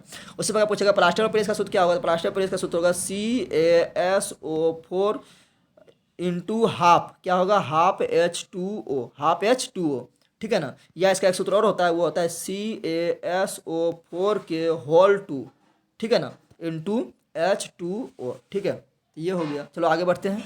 नेक्स्ट, उच्च वसीय अम्ल के सोडियम लवण कहलाते हैं। तो उच्च वसीय अम्ल के सोडियम लवण को साबुन कहते हैं। उच्च वसीय अम्ल के सोडियम लवण को साबुन कहते हैं, ठीक है ना। तो उच्च वसीय अम्ल के सोडियम लवण को क्या कहते हैं? साबुन कहते हैं। क्या कहते हैं? साबुन कहते हैं, ठीक है ना। और सल्फोनेट लवण को क्या कहेंगे? सल्फोनेट लवण को कहेंगे अपमार्जक। क्या कहेंगे? अपमार्जक, ठीक है ना। नेक्स्ट आगे बढ़ते हैं। CHO अभिक्रिया मूलक को कहते हैं। CHO अभिक्रिया मूलक को क्या कहते हैं? तो देखो यहाँ पर ध्यान दो, कुछ बता रहे हैं। CHO किसका संकेत है? तो एल्डिहाइड का। किसका है? एल्डिहाइड का। पूछेगा COOH किसका संकेत है? COOH किसका है? तो यह है कार्बोक्सिलिक अम्ल का। किसका है? कार्बोक्सिलिक अम्ल का। पूछेगा OH किसका है? तो OH है अल्कोहल का। किसका है? अल्कोहल का। पूछेगा CO किसका है? तो CO है कीटोन का। किसका है? कीटोन का। पूछेगा COOR किसका है? तो ये किसका है? ये है एस्टर का। किसका है? एस्टर का, ठीक है ना। पूछेगा आप लोग का, बताओ कि O किसका है? O किसका है? तो ये है आपका ईथर का। किसका है? ईथर का है, ठीक है ना। पूछेगा NH2 किसका है? NH2 तो ये है एमिन का। क्या है? एमिन का, ठीक है। तो इतना जरूर याद रखें। चलो आगे बढ़ते हैं। नेक्स्ट, आवर्त सारणी के अभी हमको 80 क्वेश्चन बताना है और अभी हम 35 में है और आधा घंटा पार हो गया है, तो क्वेश्चन थोड़ा लंबा होगा लेकिन हम समझाने की कोशिश कर रहे हैं, ठीक है ना। चलो देखते हैं। आवर्त सारणी के किसी आवर्त में बाएं से दाएं जाने पर क्या होता है? तो अगर आप लोग आवर्त सारणी देखे होंगे तो उसमें देखेंगे कि आवर्त सारणी में कितना आवर्त होता है। तो आवर्त सारणी में 7 आवर्त होता है। कितना होता है? आवर्त सारणी में 7 आवर्त होता है। और कितना वर्ग होता है? आवर्त किसको बोलते हैं? जो सुता हुआ लाइन है, सोया हुआ जो लाइन है उसको बोलते हैं आवर्त। और जो खड़ा है, जैसे आप लोग खड़ा हो सो जाते हैं तो हो गया आप लोग आवर्त। और जब सुबह सुबह जग जाते हैं, खड़ा हो जाते हैं, तो आप लोग क्या हो गया? वर्ग। तो खड़ा लाइन को बोलते हैं वर्ग। तो सोया हुआ लाइन कितना है? सोया हुआ लाइन है 7, तो इसको बोलते हैं आवर्त। और खड़ा लाइन कितना है? खड़ा लाइन है कितना? 18, तो इसको बोलते हैं वर्ग। तो वर्ग 18 आवर्त 7, वर्ग 18 आवर्त 7। अब बोल रहा है क्या कि आवर्त सारणी में के किसी आवर्त में बाएं से दाएं जाने पर परमाणु त्रिज्या क्या होता है? जब बाएं से हम दाएं जाते हैं तो परमाणु त्रिज्या घटती है। परमाणु त्रिज्या क्या होता है? घटती है। तो जब परमाणु त्रिज्या घटेगा तो आकार भी घटेगा, तो आकार भी घटती है। लेकिन जब ऊपर से नीचे आते हैं तो त्रिज्या बढ़ती है और आकार भी बढ़ता है। तो वर्ग में ऊपर से नीचे आएंगे तो बढ़ेगा और आवर्त में बाएं से दाएं जाएंगे तो घटेगा। आगे बढ़ते हैं। नेक्स्ट, निम्नांकित को उनके धातु के अनुसार बढ़ते क्रम में सजाएं। तो आप लोग पीरियोडिक टेबल देखेंगे तो पहले कौन धातु आएगा? पहले आप लोग का आएगा क्या? लिथियम। क्या आएगा? लिथियम। लिथियम के बाद कौन आएगा? तो लिथियम के बाद लिथियम के बाद आप लोग का आएगा कौन? बेरिलियम। कौन आएगा? बेरिलियम। जब आप जो है दूसरा आवर्त में आप इधर से इधर जाएंगे खोजते हुए तो आप लोग देखेंगे पहले नंबर में आया लिथियम, फिर आया आपका बेरिलियम, फिर आपका आएगा कौन? कार्बन, फिर आपका आएगा कौन? ऑक्सीजन, फिर आपका कौन आएगा? फ्लोरीन, ठीक है ना। और जब इधर से हम इधर जाते हैं तो जो है उनका अधातु गुण बढ़ता है। अधातु गुण बढ़ता है। तो सबसे ज़्यादा अधातु गुण को किसका होगा? जो सबसे लास्ट में आएगा फ्लोरीन। तो फ्लोरीन सबसे लास्ट में है। सबसे पहले हम कौन आता है? लिथियम। तो लिथियम सबसे पहले है, तो इसमें बी नंबर करेक्ट होगा। आगे बढ़ते हैं। नेक्स्ट, सिलिकॉन क्या है? तो सिलिकॉन क्या है? उपधातु। सिलिकॉन क्या है? उपधातु। सिलिकॉन का यूज कहाँ किया जाता है? सिलिकॉन का आप लोग सिम देखते हैं, सिम में जो पीला पीला लाइन जो होता है वो क्या है? सिलिकॉन का बना हुआ है। चिप देखते हैं, चिप में जो पीला पीला जो धातु होता है वो क्या है? वो सिलिकॉन का बना हुआ है। क्या है? सिलिकॉन का बना हुआ है। सिलिकॉन क्या है? उपधातु। सिलिकॉन क्या है? उपधातु। तो याद रखना, सिलिकॉन मेरा क्या है? सिलिकॉन मेरा उपधातु है। परमाणु संख्या कितना होता है? परमाणु संख्या 14 होता है। जर्मेनियम मेरा क्या है? तो जर्मेनियम भी मेरा क्या है? उपधातु है, ठीक है ना। जर्मेनियम भी उपधातु है। बोरोन क्या है? तो बोरोन भी उपधातु है। तो बोरोन हो गया, सिलिकॉन हो गया, जर्मेनियम हो गया, आर्सेनिक हो गया, ये सभी क्या है? ये सभी उपधातु है, ठीक है ना। नेक्स्ट आगे बढ़ते हैं। निम्न में कौन विद्युत धनात्मक तत्व है? विद्युत धनात्मक तत्व कौन होगा? बताओ। तो धातु विद्युत धनात्मक होता है, अधातु विद्युत ऋणात्मक होता है, धातु विद्युत धनात्मक होता है, अधातु विद्युत ऋणात्मक होता है। इसमें धातु को ने खोज लो। तो धातु मेरा क्या है? सोडियम, तो हो गया विद्युत धनात्मक। बाकी बार ये कार्बन क्या है? गैस है, तो ये क्या है? अधातु। ये भी क्या है? क्लोरीन गैस है, तो ये क्या है? अधातु। फास्फोरस क्या है? तो फास्फोरस भी क्या है? मेरा अधातु। तो ये सभी क्या हो गया? अधातु। तो ये हो जाएगा ऋणात्मक यानी ऋण आयन। नेक्स्ट आगे बढ़ते हैं। टिहरी बांध का निर्माण किस प्रदेश में किया गया है? टिहरी बांध का निर्माण किस प्रदेश में किया गया बताना है। तो टिहरी बांध जो है वो कहाँ पर है? तो वो है उत्तराखंड में। कहाँ है? उत्तराखंड में। उत्तराखंड में किस नदी पर है? बांध तो नदी पर होता है, तो उत्तराखंड में है भागीरथी नदी। किस पर है? भागीरथी नदी। भागीरथी नदी, ठीक है ना। और ये भारत का सबसे ऊंचा बांध है। भारत का सबसे ऊंचा बांध है। भारत का सबसे क्या है? ऊंचा बांध है। और कुछ बांध याद रखो आप लोग। भाखरा नंगाल बांध, भाखरा नंगाल बांध, भाखरा नंगाल बांध। तो भाखड़ा नंगाल बांध कहाँ है, तो ये है सतलज नदी पर। कौन नदी पर है, तो सतलज नदी पर, सतलज नदी पर। और कहाँ पर है, तो भाखड़ा है हिमाचल प्रदेश में और नांगला है पंजाब में, तो हिमाचल प्रदेश और पंजाब में है, ठीक है ना। और ये भाखड़ा नंगाल बांध कहाँ पर है, सतलज नदी पर है हिमाचल प्रदेश में, और इसका कुछ हिस्सा पंजाब में भी आता है। और पूछेगा उसी प्रकार बताओ कि भारत का सबसे लंबा, लंबा यानी समझ रहा है, इसे रोड लंबा होता है, ऊंचा नहीं होता है, तो लंबा बांध कौन है, तो वो होगा हीराकुंड। क्या होगा, हीराकुंड। क्या होगा, हीराकुंड। क्या होगा, हीराकुंड। हीराकुंड बांध। तो हीराकुंड बांध कहाँ है, तो हीरा क्या करेगा आप लोग, हीरा पा लीजिएगा तो क्या करेंगे, हीरा लेकर आप लोग उड़िएगा। यानी हीराकुंड बांध कहाँ है, उड़ीसा में। हीराकुंड बांध कहाँ है, उड़ीसा में, ठीक है ना। और जब आपके पास हीरा है तो आप कैसा हो गए, आप महान आदमी हो जाएंगे। यानी हीराकुंड बांध है महानदी पर, क्या है, महानदी पर, क्या है, महानदी पर, ठीक है ना। तो ये, और जब आपके पास हीरा है तो आप बहुत बड़ा आदमी हो जाएंगे। क्या हो जाएगा, बड़ा आदमी। तो हीराकुंड बांध क्या है, सबसे बड़ा बांध है, सबसे क्या है, बड़ा बांध है। उसी प्रकार सरदार सरोवर बांध किस नदी पर है, सरदार सरोवर बांध। तो सरदार सरोवर बांध किस नदी पर है, तो ये नर्मदा नदी पर है। कहाँ है, नर्मदा नदी पर, एमपी में, मध्य प्रदेश में, ठीक है ना। आगे बढ़ते हैं। नेक्स्ट है, निम्नांकित में किस धातु को केरोसिन में डुबो कर रखते हैं। तो ये तो काफ़ी फेमस क्वेश्चन है। ये जो है सोडियम, सोडियम को जो है केरोसिन में डुबा कर रखते हैं, क्योंकि इसको जब जल में रख देंगे ना, तो या हवा में रख देंगे तो इसमें आग लग जाएगा। यानी क्या होगा, ये जल से अभिक्रिया कर लेगा। क्या कर लेगा, जल से अभिक्रिया कर लेगा। लेकिन जब इसको केरोसिन में डुबा के रख देंगे तो शांति से ये पड़ा रहेगा, छटपटाएगा नहीं। तो सोडियम को केरोसिन में रखते हैं। लेकिन पूछेगा फास्फोरस को किस में रखते हैं, तो फास्फोरस छोटा वो उल्टा है, उसको जल में रखना पड़ता है। अगर उसको हवा में छोड़ देंगे तो आग लग जाएगा। तो फास्फोरस को जल में, या केरोसिन को सोडियम को केरोसिन में, सोडियम को केरोसिन में। पूछा कौन सा धातु है जिसे चाकू से काटा जा सकता है, यानी वो सॉफ्ट होगा, यानी मुलायम होगा, तो वो क्या आ जाएगा, सोडियम। क्या होगा, सोडियम। नेक्स्ट आगे बढ़ते हैं। और मैग्नीशियम का संकेत क्या होता है, मैग्नीशियम का संकेत होता है Mg। क्या होता है, Mg, इसका होता है 12। कितना होता है, 12 परमाणु संख्या। पारक होता है Hg। क्या होता है, Hg होता है। टंगस्टन का होता है W। क्या होता है, W होता है। सोडियम का क्या होता है, तो Na होता है। क्या होता है, Na। नेक्स्ट आगे बढ़ते हैं। और सोडियम का परमाणु संख्या 11 होता है। नेक्स्ट, अपमार्जक से बनाया जाता है। तो अपमार्जक जो आप लोग सर्फ शैम्पूल जो घर में यूज करते हो वो क्या है, अपमार्जक है। तो अपमार्जक से क्या बनेगा, सब बनेगा। सर्फ एक्सल, ये शैम्पूल हो गया। इजी सर्फ, ये भी क्या है, सर्फ है। सर्फ एक्सल भी क्या है, सर्फ है। और शैम्पूल, ये सभी होगा, क्या होगा, अपमार्जक। और अपमार्जक क्या करता है, जल को प्रदूषण ज़्यादा करता है, लेकिन साबुन कम प्रदूषण करता है। अपमार्जक जो है खारा जल में, यानी कठोर जल के साथ भी झाग देता है, झाग यानी फेन देता है, लेकिन साबुन जो है कठोर जल के साथ फेन नहीं देता है, यानी झाग नहीं देता है, ठीक है। नेक्स्ट आगे बढ़ते हैं। सॉल सेल में किसका उपयोग होता है, तो सॉल सेल में किसका उपयोग होता है, बताओ। सॉल सेल में होता है उपधातु का उपयोग। उपधातु कौन है, तो सिलिकॉन है। कौन है, सिलिकॉन। तो पूछा चिप में किसका उपयोग होता है, तो सिलिकॉन का। सिम में किसका उपयोग होता है, तो सिलिकॉन का। सोलर प्लेट में किसका होता है, सिलिकॉन का, ठीक है ना। नेक्स्ट आगे बढ़ते हैं। निम्नांकित में किसका उपयोग खाना बनाने वाला ईंधन में किया जाता है, एलपीजी। आप लोगों को जो घर में सिलेंडर है वो क्या, एलपीजी। और वो एलपीजी जो होता है वो सिलेंडर में किस रूप में होता है, तो वो द्रव अवस्था में होता है। कैसा होता है, द्रव अवस्था में होता है। लेकिन वो बाहर जैसे निकलेगा तो वो क्या हो जाएगा, वो हो जाएगा गैस, बदल जाएगा, गैस में बदल जाएगा। लेकिन अंदर में क्या है, द्रव अवस्था में है। एलपीजी फुल फॉर्म क्या होता है, एल से लिक्विफाइड, एल से लिक्विफाइड, पी से पेट्रोलियम, पी से पेट्रोलियम, जी से गैस। तो liquefied petroleum gas, liquefied petroleum gas, ठीक है ना। एलपीजी में क्या होता है, मेन रूप से तो होता है ब्यूटेन। क्या होता है, ब्यूटेन, ठीक है ना। प्रोपेन भी होता है, ब्यूटेन भी होता है, लेकिन मेन कौन होता है, ब्यूटेन। अच्छा, एलपीजी में सुगंध होता है, सुगंध नहीं होता है। लेकिन कहेंगे आप गलत बोल रहे हैं, सुगंध जब गैस लीक करता है तो सुगंध देता है, नहीं।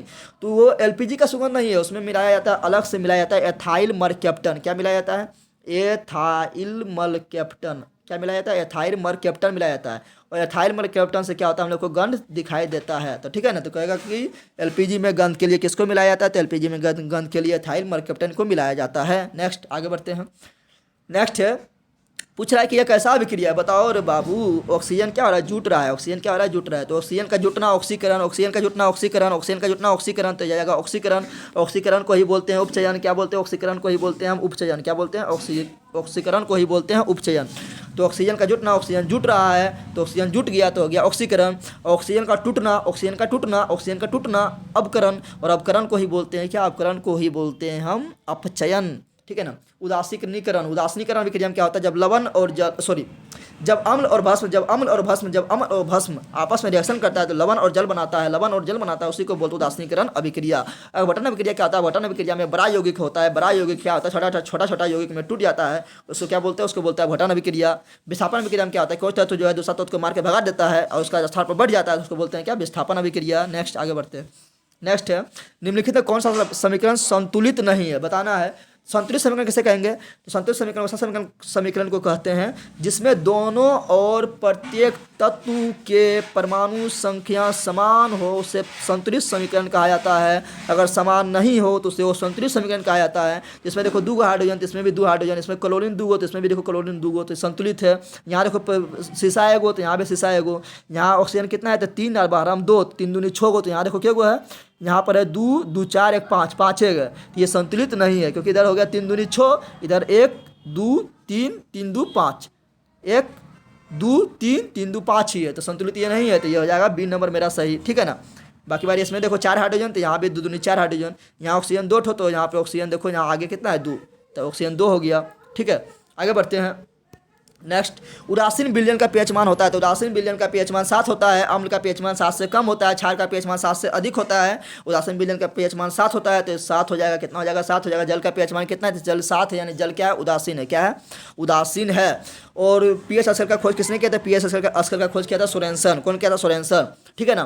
परबल अम्ल, दुर्बल अम्ल, तो परबल अम्ल में कौन कौन है? परबल अम्ल है HCl, परबल अम्ल है H2SO4, सल्फ्यूरिक अम्ल, और परबल अम्ल है HNO3। तो ये तीनों है परबल अम्ल। हाइड्रोक्लोरिक अम्ल, सल्फ्यूरिक अम्ल और नाइट्रिक अम्ल, ये तीनों है परबल अम्ल। बाकी बात कोई भी पूछे तो दुर्बल अम्ल, जैसे एसिटिक अम्ल क्या है? तो एसिटिक अम्ल दुर्बल अम्ल। एसिटिक अम्ल किसमें पाया जाता है? तो एसिटिक अम्ल जो है सिरका में पाया जाता है। एसिटिक अम्ल का सूत्र क्या होता है? CH3COOH होता है। CH3COOH होता है। अच्छा, एसिटिक अम्ल का IUPAC नाम क्या होगा? तो इसका IUPAC नाम होगा एथेनोइक अम्ल। क्या होगा? एथेनोइक अम्ल। आगे बढ़ते हैं। नेक्स्ट, निम्नांकित में कौन दुर्बल अम्ल है? बता दिए थे कि ये तीनों क्या है? नाइट्रिक अम्ल, परबल अम्ल, हाइड्रोक्लोरिक अम्ल, परबल अम्ल, सल्फ्यूरिक अम्ल, परबल अम्ल। बाकी बात ये क्या है? ये एसिटिक अम्ल है। तो एसिटिक अम्ल क्या है? मेरा दुर्बल अम्ल है। ये क्या कहाँ पाया जाता है? तो ये पाया जाता है सिलिका में पाया जाता है, ठीक है ना। हमारे पेट में कौन अम्ल पाया जाता है? तो पेट में हाइड्रोक्लोरिक अम्ल पाया जाता है। यानी पेट यानी अमाशय यानी उदर में कौन सा अम्ल निकलता था? हाइड्रोक्लोरिक अम्ल निकलता है। बैटरी पानी में किस यूज करते हैं? तो सल्फ्यूरिक अम्ल का यूज करते हैं। विस्फोटक पदार्थ में किसका यूज करते हैं? तो नाइट्रिक अम्ल का करते हैं।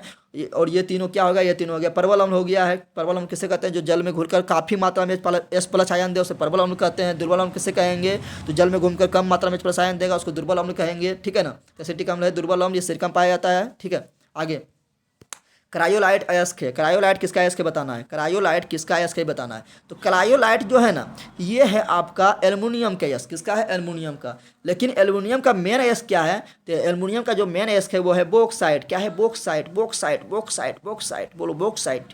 तो एल्युमिनियम का मेन अयस्क क्या है? बॉक्साइट। क्या है? बॉक्साइट, ठीक है ना। और बॉक्साइट का सूत्र क्या होता है? तो होता है Al2O3, ठीक है ना, N2H2O2H2O। तो ये हो गया बॉक्साइट का सूत्र। और क्रायोलाइट का सूत्र क्या होता है? तो इस क्रायोलाइट का सूत्र होगा Na3AlF6F6। ये क्या है? ये है क्रायोलाइट का सूत्र। तो क्रायोलाइट का सूत्र क्या होगा? क्रायोलाइट किसका है? कहते किसका है? एल्युमिनियम का। लेकिन आप लोग को याद रखना है bauxite, bauxite, bauxite, bauxite, bauxite. Bauxite किसका है? एल्युमिनियम का। बॉक्साइट किसका है? एल्युमिनियम का। बॉक्साइट किसका है? एल्युमिनियम का। और कुछ बताते हैं। तांबा का, तो तांबा का पूछेगा क्यूपराइट किसका है? तो क्यूपराइट तांबा का, क्यूपराइट तांबा का। लोहा का क्या है? तो लोहा का 4 गो है, याद रखना। लोहा का 4 गो है। कौन कौन है? तो याद रखो, ट्रिक बताते हैं। मोहोलो, मोहोलो से, महल से, महल से, महल से, मो से मैग्नेटाइट, मैग्नेटाइट, मो से मैग्नेटाइट, मो से मैग्नेटाइट, हो से हेमेटाइट, हो से हेमेटाइट, लो से लिमोनाइट, लो से लिमोनाइट, लो से लिमोनाइट, सो से सेडेलाइट, सो से सेडेलाइट, ठीक है ना। तो ये हो गया क्या? लोहा का अयस्क। किसका हो गया? लोहा का अयस्क। किसका हो गया? लोहा का अयस्क। तो लोहा का अयस्क महल से, महल से, महल से, महल से, मो से मैग्नेटाइट, हो से हेमेटाइट, लो से लिमोनाइट, सो से सेडेलाइट। ये क्या है? लोहा का अयस्क है। उसी प्रकार पूछेगा कि बताओ कोयला का क्या है? कोयला का अयस्क क्या है? तो कोयला का भी अयस्क याद रखना है क्योंकि ये ज्योग्राफी का क्वेश्चन है, ठीक है। ज्योग्राफी में पूछा जाता है। तो कोयला का याद ध्यान रखना। कहना किसी को आप गुस्सा हो जाए, पानी मांगा, आप गुस्सा उस पर हो जाए, पानी लेकिन आपको देना है, तो क्या बोलेंगे? ए बे ले पी। क्या बोलेंगे? ए बे ले पी। गुस्सा में है तो क्या बोलेंगे? ए बे ले पी, पानी, पानी दे रहे हैं तो बोलेंगे ए बे ले पी, ए बे ले पी, ए बे ले पी। ए से एंथ्रासाइट, कोयला का अच्छा अयस्क, सबसे अच्छा 1 नंबर एंथ्रासाइट। तो ए से एंथ्रासाइट, बे से बिटुमिनस, बे से बिटुमिनस, ले से लिग्नाइट, ले से लिग्नाइट, ले से लिग्नाइट, पी से पिट कोयला, पी से पिट कोयला। सबसे अच्छा कोयला एंथ्रासाइट, सबसे खराब कोयला, घटिया कोयला पिट कोयला। भारत में कौन पाया जाता है? तो बिटुमिनस, बिटुमिनट, बिटुमिनस, ठीक है ना। और बता देते हैं। पूछेगा आपको बताओ शीशा गैस क्या होता है? शीशा गैस होता है गेलना, गेलना। पारा गैस क्या होता है? पारा का, पारा गैस क्या होता है? तो पारा गैस होता है क्या? पारा का अयस्क होता है सिनेबार। क्या होता है? सिनेबार, सिनेबार, सिनेबार, सिनेबार, ठीक है ना। उसके बाद पूछेगा कि बताओ जिंक का अयस्क क्या होता है? जिंक का अयस्क होता है केलेमाइन, केलेमाइन और जिंकाइट, केलेमाइन और जिंकाइट, केलेमाइन और जिंकाइट। याद रखना केलेमाइन का सूत्र होता है ZnCO3 और, ठीक है ना। और एक होता है जिंकाइट होता है, जिंकाइट का होता है ZNO। एक होता है जिंक ब्लेंड, काफ़ी इंपॉर्टेंट, जिंक ब्लेंड काफ़ी इंपॉर्टेंट, जिंक ब्लेंड ZNS। ये क्या है, जिंकाइट का, सॉरी जिंक ब्लेंड का ZNS, केलेमाइन का ZnCO3 और जिंकाइट का ZNO। ये सब क्या है, जिंक का अयस्क है, ठीक है। पारा का अयस्क क्या है, सिनेबार का सूत्र क्या होता है, HGS, क्या होता है HGS। सोडियम का अयस्क क्या है, तो सोडियम का अयस्क है चिली साल्ट पीटर। और बोरेक्स ये क्या है, सोडियम का अयस्क है, ठीक है। इतना याद रखो, आप लोग का काम पूरा हो जाएगा। नेक्स्ट आगे बढ़ते हैं। नेक्स्ट है पोटेशियम की परमाणु संख्या क्या है, देखो बता देते हैं। पोटेशियम परमाणु संख्या कितना है, तो 19 है, कितना है 19 है, कितना है 19 है, ठीक है ना।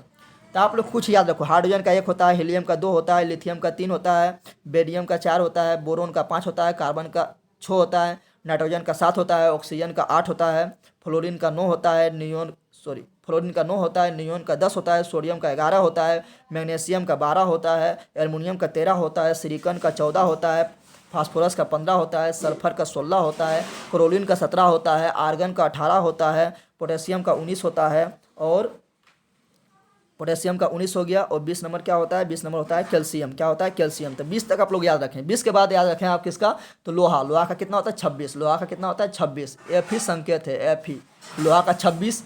27 किसका होता है, 27 होता है कोबाल्ट, 27 क्या होता है कोबाल्ट का, किसका होता है, सॉरी 27 होता है कोबाल्ट, 27 किसका होता है कोबाल्ट, 27 कोबाल्ट का होता है। निकेल का 28, ठीक है ना। फिर याद रखें आप लोग कोपर मतलब तांबा होता है 29, फिर याद रखें जिंक यानी 30, जिंक का होता है 30, जिंक का कितना होता है 30 होता है। फिर याद रखें सोना कितना होता है, सोना होता है 79, सोना संकेत क्या होता है, सोना संकेत होता है AU, क्या होता है AU, सोना का 79 होता है। फिर याद रखें शीशा कितना होता है, शीशा होता है 82, शीशा कितना होता है 82। तो पीबी मतलब शीशा पीबी यानी शीशा कितना होता है 82 होता है, ठीक है ना। फिर याद रखें यूरेनियम को क्या होता है, यूरेनियम को होता है बम बनाया जाता है उसी का, ठीक है ना। तो यूरेनियम को नाभिकीय विखंडन में यूज किया जाता है। तो यूरेनियम का होता है 92, कितना होता है 92, यूरेनियम को बोलते हैं यू, ठीक है। इतना याद रखें, आगे बढ़ते हैं। नेक्स्ट, फॉर्मिक अम्ल का IPSC नाम क्या है। फॉर्मिक अम्ल का जो IPSC नाम है, फॉर्मिक अम्ल का IPSC नाम होता है क्या, तो उसका होता है फॉर्मिक अम्ल का मेथनोइक अम्ल, क्या होगा, फॉर्मिक अम्ल का मेथनोइक अम्ल होगा IPSC नाम, ठीक है ना। फॉर्मिक अम्ल किसमें पाया जाता है, तो फॉर्मिक अम्ल पाया जाता है लाल चींटी में, और लाल चींटी हो गया, और मधुमक्खी के डंक में, लाल चींटी और मधुमक्खी के डंक में होता है, ठीक है। फिर बात करते हैं कि फॉर्मिक अम्ल का सूत्र क्या होता है, तो HCOOH, ये हो गया फॉर्मिक अम्ल का सूत्र हो गया। एसिटिक अम्ल का सूत्र क्या होता है, तो CH3COOH, ये हो गया एसिटिक अम्ल का सूत्र हो गया। ये किसमें पाया जाता है, तो ये पाया जाता है किसमें, ये पाया जाता है सिलिका में पाया जाता है, ठीक है ना। और बात करें कि बताओ कि चाय में कौन अम्ल पाया जाता है, चाय में पाया जाता है टैनिक अम्ल पाया जाता है। बताओ कि आप लोग बताएं कि चाय में टैनिक अम्ल हो गया है। फिर पूछेंगे बताओ कि गेहूं में कौन, तो गेहूं में ग्लूटेन अम्ल पाया जाता है। पेट में कौन सा अम्ल पाया जाता है, पेट में हाइड्रोक्लोरिक अम्ल पाया जाता है। फिर पूछेंगे बताओ कि सिरका में कौन, तो एसिटिक अम्ल पाया जाता है। इमली में कौन, तो टार्टेरिक अम्ल पाया जाता है। खट्टे फल में कौन अम्ल पाया जाता है, तो खट्टे अम्ल में पाया जाता है सिट्रिक अम्ल। खट्टे फल में सिट्रिक अम्ल, जैसे हो गया नींबू, अंगूर, नारंगी, ये सब में सिट्रिक अम्ल पाया जाता है। सेब में कौन सा अम्ल, तो मौलिक अम्ल पाया जाता है। और टमाटर में कौन अम्ल, तो टमाटर में पाया जाता है ऑक्जेलिक अम्ल पाया जाता है। कौन सा पाया जाता है, ऑक्जेलिक अम्ल पाया जाता है, ठीक है ना। ये सब याद रखें, ठीक है। पूछेगा उसी प्रकार बताओ कि दही में कौन पाया जाता है, तो लैक्टिक अम्ल पाया जाता है। दूध में कौन सा अम्ल पाया जाता है, तो लैक्टिक अम्ल पाया जाता है। तो ये सब याद रखें। नेक्स्ट आगे बढ़ते हैं। 51, इथाइल अल्कोहल का सूत्र क्या है, तो ये काफ़ी इंपॉर्टेंट है, सबसे मेन अल्कोहल यही है, इथाइल अल्कोहल। इसका सूत्र जरूर बताना है। तो इथाइल अल्कोहल का सूत्र होता है क्या, CH3, ठीक है, CH3CH2OH, ये क्या है, इथाइल अल्कोहल का सूत्र। क्या है, इथाइल अल्कोहल का सूत्र। पेय पदार्थ के रूप में यानी जो दरुआ पीता है वो क्या है, यही है, इथाइल अल्कोहल है। क्या है, इथाइल अल्कोहल। CH3CH2OH, या शॉर्ट में लिख सकते हैं, 2 कार्बन है तो C2, हाइड्रोजन कितना है, 1 ठो यहाँ 2 ठो यहाँ, कितना हो गया 5 गो, कितना हुआ 5 गो, तो लिखेंगे H5, C2H5 और OH का OH, इस तरह भी लिख सकते हैं, ठीक है ना। ये हो गया इथाइल अल्कोहल का सूत्र हो गया, ठीक है ना। और इसका IPSC नाम पूछेगा क्या होगा, तो इसका IPSC नाम होगा, 2 गो कार्बन है तो क्या होगा एथ, और सिंगल बॉन्ड है तो N, एथेनॉल, ठीक है ना। आगे बढ़ते हैं।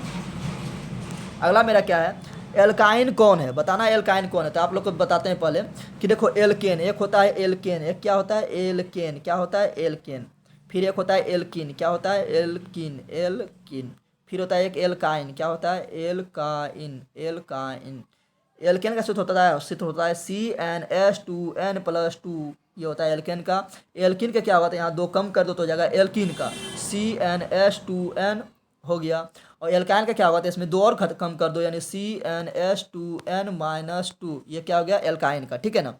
तो एल्केन जो ये सूत्र का फॉलो करेगा वो हो जाएगा एल्केन, जो इस सूत्र का पालन करेगा वो हो जाएगा एल्किन, जो ये वाला सूत्र का पालन करेगा वो हो जाएगा एल्काइन, ठीक है ना। एल्केन में सिंगल बॉन्ड होता है, एल्किन में डबल बॉन्ड होता है, एल्काइन में ट्रिपल बॉन्ड होता है। बोल रहा है कि एल्केन, यहाँ पूछ रहा है एल्काइन कौन है, एल्काइन यानी ये सूत्र का फॉलो कौन कर रहा था। देखो ये एक नंबर कार्बन जहाँ पर रखेंगे दो, तो यहाँ रखेंगे दो, एन के यहाँ पर क्या रखेंगे दो, तो C2, और यहाँ पर भी रखो दो, दो दूनी चार, चार में दो गया, से कितना बचेगा, चार में से दो जाएगा तो बचेगा कितना, चार में से दो जाएगा तो फिर बचेगा दो, यानी C2H2, इसी को बोलते हैं क्या एसिटिलीन, क्या बोलते हैं एसिटिलीन, क्या बोलते हैं एसिटिलीन, ठीक है ना। और गैस वेल्डिंग में इसी का यूज किया जाता है, एसिटिलीन का यूज किया जाता है, एसिटिलीन का यूज किया जाता है। और कृत्रिम रूप से फल पकाने में एसिटिलीन का यूज किया जाता है, और प्राकृतिक रूप से फल पकाने में जो फल अपने आप पेड़ पौधा में पक जाता है तो वहाँ पर एथिलीन हार्मोन होता है, एथिलीन हार्मोन, एथिलीन हार्मोन, ठीक है। आगे बढ़ते हैं।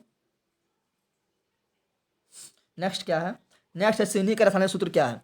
तो चीनी का जो रासायनिक सूत्र है वो क्या होता है, तो देखो पहले ग्लूकोज का क्या बताते हैं 6, ये तो मेरा ग्लूकोज का हो गया, क्या हो गया ग्लूकोज का हो गया। चीनी का होगा C12H22O11, C12H22O11, ठीक है ना। ये एसिटिक अम्ल का सूत्र है जो सिलिका में पाया जाता है, एसिटिक अम्ल सिलिका में। ये मेरा क्या है, तो ये है मेरा, इसको बोलेंगे एसिटल्डिहाइड, एसिटल्डिहाइड, एसिटल्डिहाइड, क्योंकि यहाँ पे एल्डिहाइड है तो एसिटल्डिहाइड। या इसका आईपीएसी नाम क्या बोलेंगे, इसका आईपीएसी नाम बोलेंगे एथेनॉल, एथेनॉल, एथेनॉल, एथेनॉल, ठीक है। आगे बढ़ते हैं।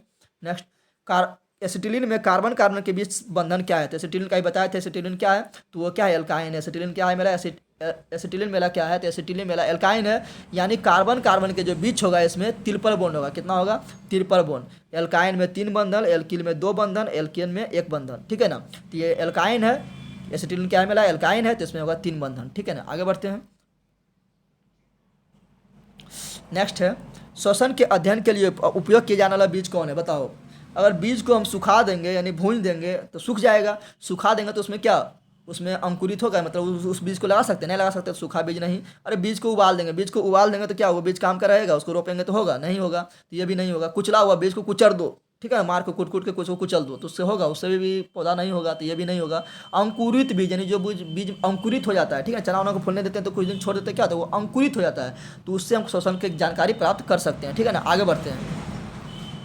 मानव वृक्क किस प्रकार का एक हिस्सा है, तो मानव वृक्क क्या है, वृक्क को ही बोलते हैं किडनी, क्या बोलते हैं किडनी, क्या बोलते हैं किडनी, ठीक है ना। या इसी को बोलते हैं गुर्दा, क्या बोलते हैं गुर्दा, क्या बोलते हैं गुर्दा, ठीक है। तो वृक्क जो है ना ये क्या करता है, हम लोग का जो खून में जितना भी हानिकारक पदार्थ है, चाहे वो अमोनिया हो या यूरिया हो, ये सब जितना भी हानिकारक पदार्थ है उसको शुद्ध करने का काम करता है, यानी ब्लड को फिल्टर करने का काम कौन करता है, तो ब्लड को फिल्टर का काम करने का करता है वृक्क। तो ये क्या करता है, हानिकारक पदार्थ को हमारे शरीर से बाहर निकलता है, ठीक है ना, जो हम मूत्र के द्वारा बाहर निकाल देते हैं, तो क्या कर रहा है उत्सर्जन कर रहा है, क्या कर रहा है उत्सर्जन, तो यहाँ पर होगा उत्सर्जन। तो बोलेगा ब्लड को फिल्टर कौन करता है, तो होगा वृक्क। लेकिन बल में ऑक्सीजन को कौन मिलाता है, तो वो हो गया फेफड़ा, ठीक है। और पूछेगा कि बताओ किडनी के संरचनात्मक एवं क्रियात्मक इकाई को क्या कहते हैं, तो वो होगा नेफ्रॉन, क्या होगा नेफ्रॉन, क्या होगा नेफ्रॉन, क्या होगा नेफ्रॉन, क्या होगा नेफ्रॉन। तो वृक्क का संरचनात्मक एवं क्रियात्मक इकाई को क्या बोलते हैं नेफ्रॉन। उसी प्रकार पूछेगा कि बताओ तंत्र का संरचनात्मक एवं क्रियात्मक इकाई को क्या कहते हैं, तो बोलेंगे न्यूरॉन, क्या बोलेंगे न्यूरॉन। ये दोनों पिक्चर भी पूछता है, ठीक है ना। नेक्स्ट आगे बढ़ते हैं। पौधे में जाइलम निम्नलिखित में किसके परिवहन के लिए जिम्मेदार है, तो देखो जो से जाइलम पौधे में क्या है, ये उत्तक है, कैसा उत्तक है, तो ये जटिल अस्थायी उत्तक है, जटिल अस्थायी उत्तक है। तो जो से जाइलम, जो से जल, जल यानी पानी, जो से जाइलम, जो से जल, जल यानी पानी। तो पौधे में जल के लिए जिम्मेदार होता है जाइलम, कौन होता है जाइलम। तो जल एवं खनिज लवण जल में घुला हुआ रहता है, तो जल एवं खनिज लवण के लिए जाइलम, ठीक है ना। और फल यानी भोजन, फल यानी भोजन, तो फोसे फल, फोसे फ्लोएम, फोसे फल, फोसे फ्लोएम। तो फ्लोएम के लिए कौन, अति फल के लिए यानी भोजन के लिए कौन होगा, तो फ्लोएम, कौन होगा फ्लोएम, ठीक है ना। आगे बढ़ते हैं। श्वसन के दौरान कौन सी गैस निकलती है, तो सिंपल बात है, हम लोग श्वसन करते हैं तो क्या करते हैं ऑक्सीजन लेते हैं, CO2 छोड़ते हैं, तो कौन सा गैस निकलता है CO2 निकलता है, कौन निकलता है CO2 निकलता है। पूछेगा बताओ प्रकाश संश्लेषण जब करता है पेड़ पौधा तो कौन सा गैस लेता है? जब पेड़ पौधा प्रकाश संश्लेषण करता है तो CO2 गैस लेता है। पेड़ पौधा CO2 गैस लेता है और ऑक्सीजन छोड़ता है। कब? जब वो प्रकाश संश्लेषण करता है तब। ठीक है, नेक्स्ट आगे बढ़ते हैं। पौधे के पकने को निम्न में से किससे नियंत्रित किया जाता है? तो पौधा को पकने में जो कौन नियंत्रित करता है? पौधा को पकाने में जो पौधा में फल होता है उसको पकाने में कौन हार्मोन नियंत्रित करता है? तो वो होता है कौन? Ethylene hormone. यानी देखते हैं ना आप लोग, पेड़ पौधा में फल होता है तो वो अपने आप कैसे पक जाता है? तो उसमें होता है इथिलीन हार्मोन। क्या होता है? Ethylene hormone.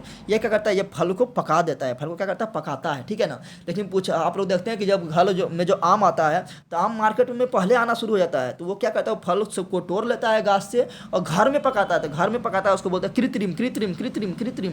तो कृत्रिम रूप से पकाने के लिए किसका यूज करता है? तो acetylene gas, acetylene gas, acetylene gas. लेकिन फल अपने आप पकता है एथिलीन से।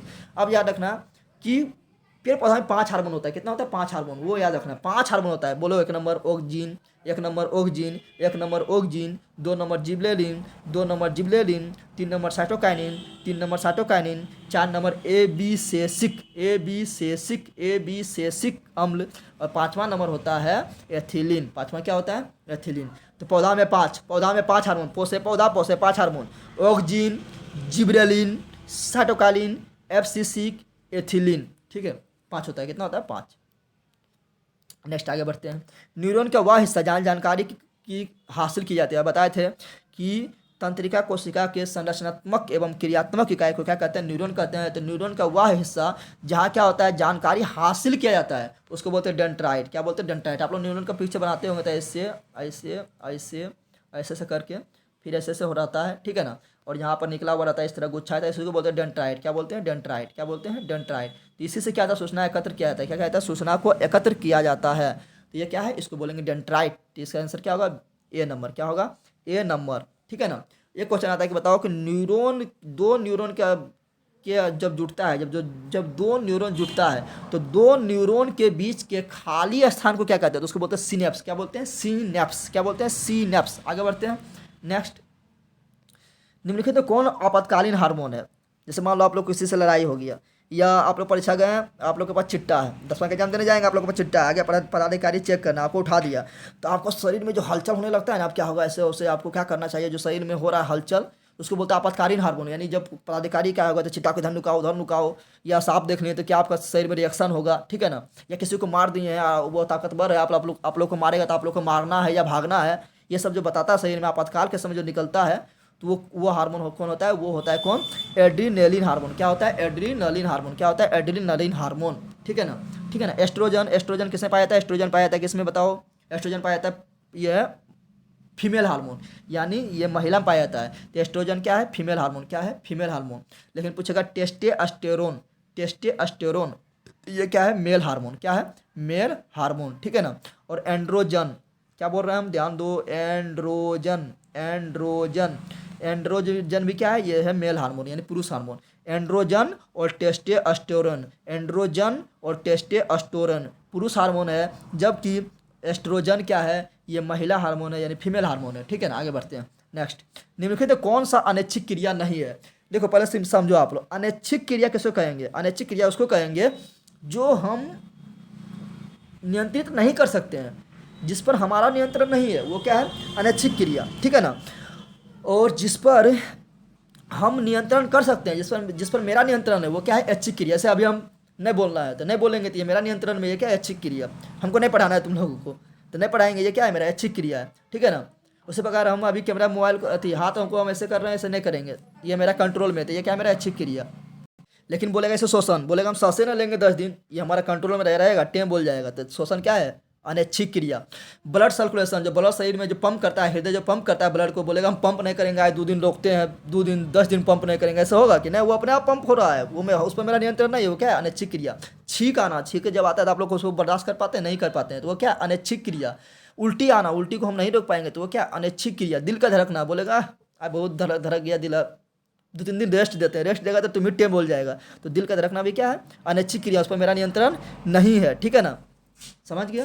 लाल का आना भी, लाल जो आता है तो उस पर मेरा नियंत्रण है कि उस पर भी मेरा नियंत्रण है, तो वो अनैच्छिक क्रिया। तो यहाँ पूछा कि अनैच्छिक क्रिया कौन नहीं है, यानी अनैच्छिक क्रिया नहीं है पूछ रहा है, यानी कौन ऐच्छिक है, तो चबाना, हम चबाएं, रोटी ले लिए मुंह में, हमको चबाने के मन चबाएंगे या चबाने के मन नहीं चबाएंगे, तो ये मेरा कंट्रोल में है, तो ये क्या है, ऐच्छिक क्रिया, ये क्या है, ऐच्छिक, तो ये ऐच्छिक है, अनैच्छिक नहीं है। बाकी बात ये और ये क्या है, अनैच्छिक क्रिया, ठीक है ना। आगे बढ़ते हैं, अगला है मानव में गर्भ की अवधि कितनी होती है। तो देखो मानव आप लोग जानते हैं कि बोलता है कि 9 महीना, कितना बोलते हैं, 9 महीना बोलता है गर्भ का अवधि होता है, नहीं सुने हैं, गाना भी निकला हुआ है 9 महीना वाला। तो 9 महीना कितना होता है, 9 महीना, तो 9 महीना, 9 महीना, तो महीना में कितना दिन होता है, 30 दिन, कितना दिन होता है, 30 दिन, तो 9 तिया 27, 9 तिया 27, तो 270 दिन, कितना हो गया, 270 दिन। आगे बढ़ते हैं, गंगा एक्शन प्लान कब शुरू हुआ। देखो मेरे ख्याल से जो है गंगा एक्शन प्लान जो है 1986 में हुआ, शुरू में जनवरी 1986 में, कब हुआ, जनवरी 1986 में हुआ। तो 86 नहीं दिया हुआ, 85 मारेंगे, क्या मारेंगे, 85 मारेंगे, ठीक है ना। गंगा नदी को राष्ट्रीय नदी कब घोषित किया गया, तो 2008 में, कब घोषित किया गया, 2008 में। डॉल्फिन को राष्ट्रीय जलीय जीव, डॉल्फिन को राष्ट्रीय जलीय जीव कब घोषित किया गया, तो 2009 में, 2009 में, ठीक है ना। भारत का सबसे लंबा नदी कौन है, तो वो है गंगा नदी, कौन है, गंगा नदी है। गंगा नदी कहाँ से निकलती है, तो गंगा नदी निकलती है गोमुख हिमानी से, गंगोत्री के गोमुख हिमानी से, गंगोत्री के गोमुख हिमानी से। गंगा नदी की लंबाई कितना है, तो 1510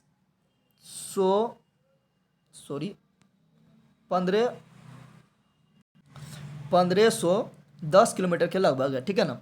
फिर आगे बोलेंगे कि बताओ कि गंगा नदी बिहार के कौन सा जिला से हो गुजरता है, तो पटना से, किससे गुजरता है, पटना से गुजरता है, मुंगेर से गुजरता है, भागलपुर से गुजरता है, ठीक है। आगे बढ़ते हैं, नेक्स्ट मेरा है मुकुलन द्वारा अलैंगिक जनन किसमें होता है, बताना है। मुकुलन द्वारा जो अलैंगिक जनन होता है किसमें होता है, तो मुकुलन द्वारा जो अलैंगिक जनन होता है वो होता है ईस्ट में, किसमें होता है, ईस्ट में, किसमें होता है, ईस्ट में, किसमें होता है, ईस्ट में। ईस्ट काफ़ी इंपॉर्टेंट है, क्यों ईस्ट इंपॉर्टेंट है, क्योंकि ईस्ट में जो होता है वो होता है क्या, आप लोग पढ़ेंगे, शोषण 2 प्रकार का होता है, शोषण 2 प्रकार का होता है। एक पढ़े होंगे आप लोग ऑक्सीकरण, ठीक है ना, यानी वायवीय, और एक पढ़ेंगे ओ वायवीय, ठीक है ना। एक ऑक्सीकरण, एक अनऑक्सीकरण, एक वायवीय और एक अवायवीय। तो आप लोग पढ़ेंगे शोषण 2 प्रकार का होता है, एक होता है वायवीय शोषण, एक होता है अवायवीय शोषण। वायवीय शोषण जिसमें ऑक्सीजन की उपस्थिति में शोषण हो वो वायवीय होता है, जिसमें ऑक्सीजन की अनुपस्थिति में शोषण हो उसे अवायवीय कहते हैं। तो ईस्ट में जो होता है वो ऑक्सीजन की अनुपस्थिति में शोषण होता है, तो ये क्या है, अवायवीय शोषण इसमें होता है, किसमें होता है, अवायवीय शोषण होता है। अवायवीय शोषण में कौन जो होता है वो किसमें होता है, तो होता है किण्वन विधि से, कौन विधि से होता है, किण्वन विधि से। और अवायवीय शोषण में जो होता है पायरुवेट जो होता है, यानी ग्लूकोज का जो अणु होता है वो बदल जाता है किसमें, इथेनोइक अम्ल में, इथेनोइक अम्ल में बदल जाता है, ठीक है ना, इथेनॉल में बदल जाता है, सॉरी इथेनॉल में बदल जाता है, और CO2 में बदलता है, और 2 ATP ऊर्जा मिलता है, 2 ATP ऊर्जा मिलता है। आगे बढ़ते हैं, नेक्स्ट, निम्न में से कौन सी बीमारी श्वसन तंत्र से संबंधित है, तो ध्यान दो, डायरिया जो होता है ना इसमें पेट फ्री हो जाता है, ठीक है ना, और आदमी के शरीर से क्या होता है, पानी का कमी हो जाता है, क्या होता है, पानी का कमी। हाँ, डायरिया में क्या होता है, डायरिया में हो जाता है पेट फ्री, पेट फ्री यानी शरीर से में पानी का कमी हो जाएगा, इतना दस्त लगेगा पानी की कमी हो जाएगा, तो ये पेट में होता है, ये तो फेफड़ा में नहीं होता है, गलत दिया हुआ है। टीबी में जो है फेफड़ा प्रभावित करता है, टीबी में क्या होता है, फेफड़ा प्रभावित होता है, ठीक है ना, तो ये फेफड़ा हो गया। निमोनिया जो होता है बच्चा में होता है, ठीक है ना, तो निमोनिया में होता है बच्चा, क्या होता है, रक्त की कमी से होता है, रक्त की कमी से होता है। तो टीबी भी फेफड़ा में और निमोनिया भी फेफड़ा में, तो ये क्या श्वसन संबंधित बीमारी है, क्योंकि हम लोग का श्वसन का जो सबसे प्रमुख केंद्र है वो क्या है, फेफड़ा, तो होगा इसका D, B और C दोनों। नेक्स्ट देखते हैं, नेक्स्ट मेरा है मनुष्य और अन्य मांसाहारी जीव निम्नलिखित में किसका पाचन नहीं कर पाते हैं। तो देखो जो मांसाहारी जीव होता है, मनुष्य भी तो मांसाहारी है, और मांसाहारी जीव से हो गया बाघ हो गया, कुत्ता हो गया, ये सब मांसाहारी जीव है, ये सभी सेल्यूलोज का पाचन नहीं करता, क्योंकि सेल्यूलोज के पाचन नहीं कर पाता है, क्योंकि सेल्यूलोज के पाचन करने के लिए जो अपेंडिक्स जो होता है वो पाचन करता था, ठीक है ना। तो हम लोग को जो है वो सेल्यूलोज का पाचन नहीं कर पाते हैं, ठीक है। सेल्यूलोज किसमें पाया जाता है, तो पाया जाता है पत्ती में, ठीक है ना, हरा पत्ती में पाया जाता है, फिर पौधा में पाया जाता है, ठीक है ना। तो सेल्यूलोज का पाचन कौन करता है, सेल्यूलोज का पाचन करता है शाकाहारी जानवर, कौन करता है, शाकाहारी जानवर, तो इसका आंसर होगा B, सेल्यूलोज। आगे बढ़ते हैं, ब्रेन हेमरेज का मुख्य कारण क्या है। तो देखो ब्रेन हेमरेज का जो मुख्य कारण है वो क्या है, ब्लड का बढ़ जाना, ब्लड का जो पंप करने की दर है, जो हम लोग का धमनी में, जो हम लोग का नस में जो ब्लड दौड़ रहा है वो ज़्यादा तेज से दौड़ने लगेगा, यानी हाई ब्लड प्रेशर हो जाएगा, तो उसको उससे क्या होता है, ब्रेन हेमरेज हो जाता है, ब्रेन का नस फट जाता है, उसको बोलते हैं ब्रेन हेमरेज। तो उसको हाई ब्लड प्रेशर को बोलते हैं इंग्लिश में हाइपर टेंशन, क्या बोलते हैं, हाइपर टेंशन। तो हाई ब्लड प्रेशर से लो ब्लड प्रेशर को बोलते हैं हाइपोटेंशन, क्या बोलते हैं, हाइपोटेंशन, ठीक है। और ब्लड प्रेशर किससे मापा जाता है, ब्लड प्रेशर को मापा जाता है स्फिग्मोमेनोमीटर, स्फिग्मोमेनोमीटर, स्फिग्मोमेनोमीटर, ठीक है ना। और ब्लड प्रेशर, एक सामान्य मनुष्य का ब्लड प्रेशर कितना होता है, तो 120/80। एक सामान्य मनुष्य का ब्लड प्रेशर कितना होता है, 120/80, 120/80, ठीक है ना। और बताओ आप लोग कि धमनी में कौन रह जाता है, धमनी में बहता है शुद्ध रक्त, और सीरा में बहता है अशुद्ध रक्त, सीरा में बहता है अशुद्ध रक्त। लेकिन पूछेगा फुफ्फुस धमनी में कौन, जब फुफ्फुस रहेगा तो उल्टा, फुफ्फुस धमनी में अशुद्ध और फुफ्फुस सीरा में शुद्ध, ठीक है। आगे बढ़ते हैं। नेक्स्ट है, निम्न में परजीवी पादप का उदाहरण कौन है, परजीवी पादप बोल रहा है, क्या बोल रहा है, पादप। और ये क्या है, परजीवी, यानी दूसरे जीव पर डिपेंड रहने वाला परजीवी कौन है, पादप कौन है, जो दूसरा जीव पर डिपेंड रहता है और अपना भोजन प्राप्त करता है उसे बोलते हैं परजीवी। अब बोला वो पादप कौन है, तो वो क्या है, कसकुटा, क्या है, ये क्या कहता है, कसकुटा, जो अपना भोजन खुद नहीं बनाता, ये क्या करेगा, ये जब देखेगा कीड़ा मकोड़ा क्या करेगा, इसके पास आएगा ना, जैसे मुंह ये खोले रहेगा, ठीक है ना। जैसे कीड़ा मकोड़ा इस पर बैठेगा तो क्या करेगा, इसको मुंह बंद कर लेगा, और कीड़ा मकोड़ा क्या करेगा, भक्षण कर लेगा, यानी खा जाएगा। तो ये क्या है, परजीवी है, ठीक है। कवक जो है ना, ये परजीवी नहीं है, ये क्या है, मृत जीवी है। जैसे मशरूम, मशरूम क्या है, मेरा कवक है, तो वो क्या है, मृत जीवी है। मृत जीवी किसे कहते हैं, जो सड़े गरे पदार्थ पर वो उत्पन्न होता है और उसी से भोजन प्राप्त करता है, उसको बोलते हैं मृत जीवी, क्या बोलते हैं, मृत जीवी। नेक्स्ट आगे बढ़ते हैं। हृदय से रक्त को संपूर्ण शरीर में पंप किया जाता है। तो देखो हृदय जो है ना, हृदय जो है पंपिंग स्टेशन की तरह काम करता है, पंपिंग स्टेशन की तरह काम करता है। और हृदय से रक्त जो पूरा शरीर में पंप किया जाता है वो होता है निलय द्वारा, क्या होता है, निलय द्वारा। क्योंकि अलिंद में तो ब्लड आता है और निलय में फिर जाता है, और निलय से होता है महाधमनी जुड़ा, कौन जुड़ा होता है, महाधमनी जुड़ा होता है। और महाधमनी के द्वारा निलय क्या करता है, पंप कर देता है खून को, पूरा शरीर में क्या होता है, पहुँच जाता है। तो क्या होगा, निलय द्वारा, क्या होगा, निलय द्वारा, ठीक है ना। और याद रखना, जैसे ये मेरा मेरा फेफड़ा है, मान लो ये फेफड़ा है, ठीक है ना। तो ऊपर वाला भाग को बोलते हैं अलिंद, ऊपर वाला क्या हो गया, अलिंद, नीचे वाला क्या हो गया, निलय, ठीक है ना। उसके बाद इसको इधर बांट दो, ठीक है। तो ये हो जाएगा मेरा क्या, ये हो जाएगा दायां अलिंद, ये हो जाएगा बायां अलिंद, ये दायां अलिंद, ये बायां अलिंद, ये दायां निलय, ये बायां निलय। तो बायां अलिंद और बायां निलय, बायां अलिंद और बायां निलय में खून ब्लड, शुद्ध ब्लड रहता है, क्या होता है, शुद्ध ब्लड। शुद्ध ब्लड के मतलब बोलने का हुआ कि उसमें ऑक्सीजन मिला हुआ है। और ये दायां अलिंद और दायां निलय में अशुद्ध ब्लड होता है, अशुद्ध ब्लड मतलब इसमें CO2 मिला हुआ है। इसमें खून आता है, क्या होता है, सॉरी, इसमें खून क्या होता है, इधर इधर वाला भाग में, दायां वाला भाग में खून आता है और बायां वाला खून से पूरा शरीर में जाता है। नेक्स्ट आगे बढ़ते हैं।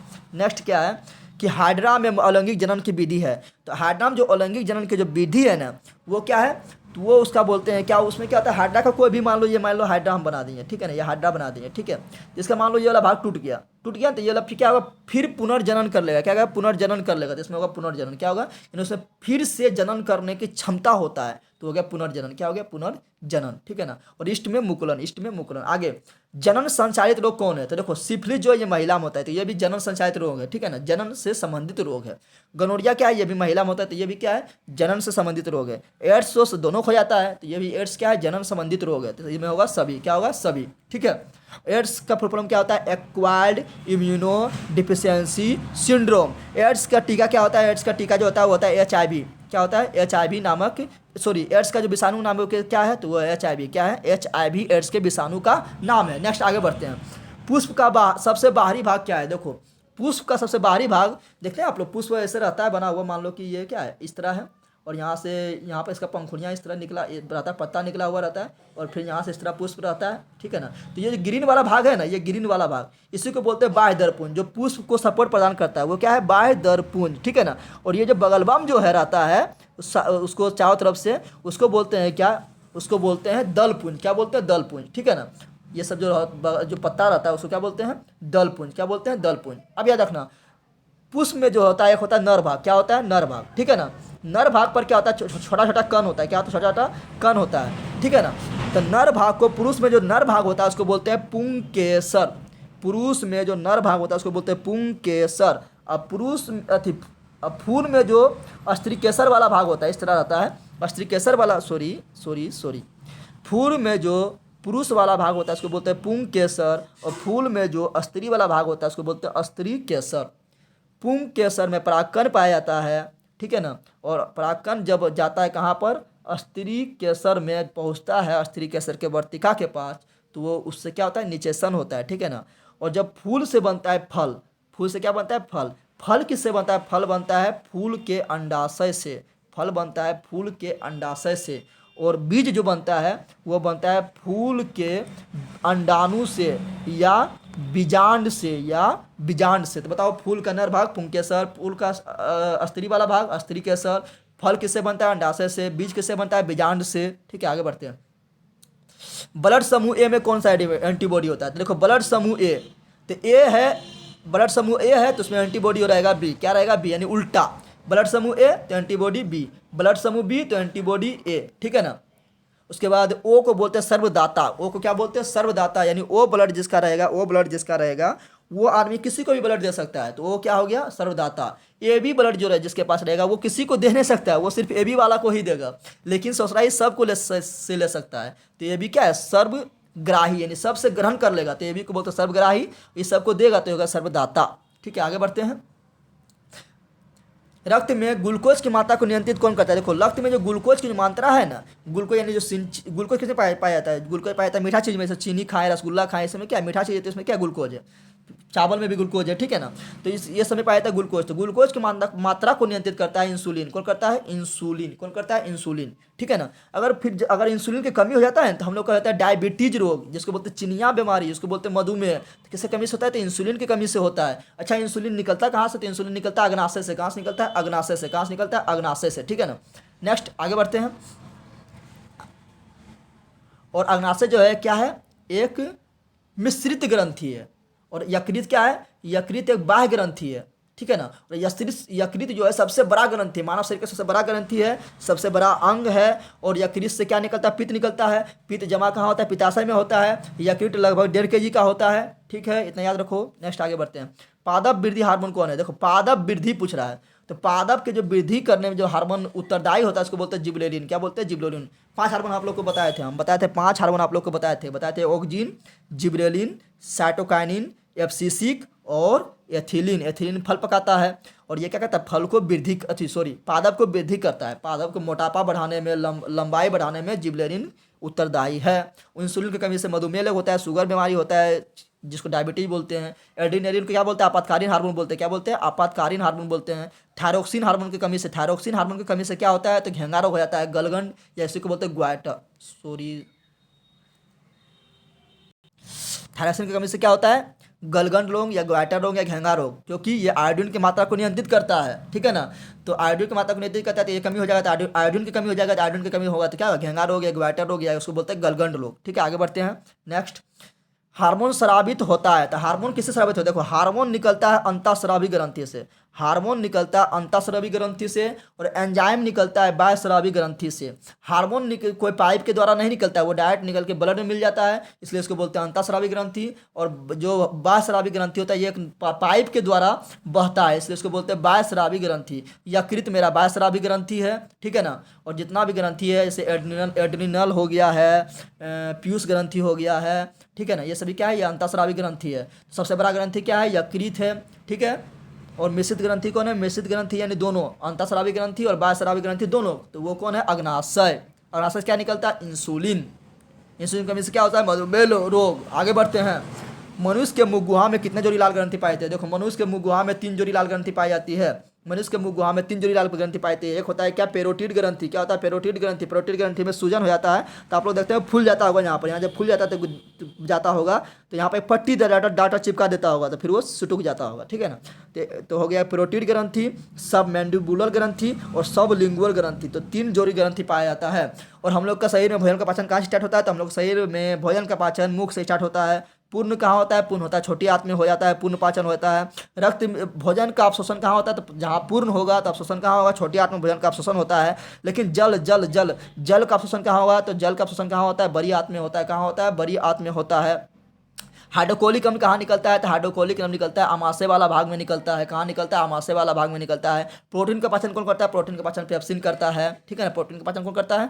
पेप्सिन करता है। ठीक है। उसका पूछेगा कि पित्त किससे निकलता है? तो यकृत से निकलता है। ठीक है, ये सब याद रखना है। ठीक है, आगे बढ़ते हैं। एंड्रोजेन क्या है यहाँ पर?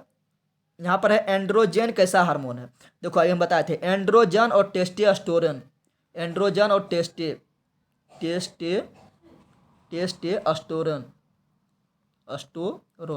टेस्टोस्टेरोन। एंड्रोजन और टेस्टोस्टेरोन। एंड्रोजन और टेस्टोस्टेरोन, एंड्रोजन और टेस्टोस्टेरोन ये दोनों क्या है, ये है फीमेल हार्मोन, क्या है, ये दोनों है, सॉरी ये दोनों है पुरुष हार्मोन, क्या है, मेल हार्मोन, क्या है, एंड्रोजन और टेस्टोस्टेरोन है, एंड्रोजन और टेस्टोस्टेरोन ये क्या है, मेल हार्मोन। जबकि एस्ट्रोजन, क्या बोल रहे हैं हम, ध्यान दो, एस्ट्रोजन, एस्ट्रो ट्रो ट्रो ट्रो ट्रो ट्रो एस्ट्रोजन, एस्ट्रोजन क्या है, फीमेल हार्मोन, क्या है, फीमेल हार्मोन। तो ये दोनों हो गया मेल हार्मोन और एस्ट्रोजन फीमेल हार्मोन। आगे बढ़ते हैं नेक्स्ट।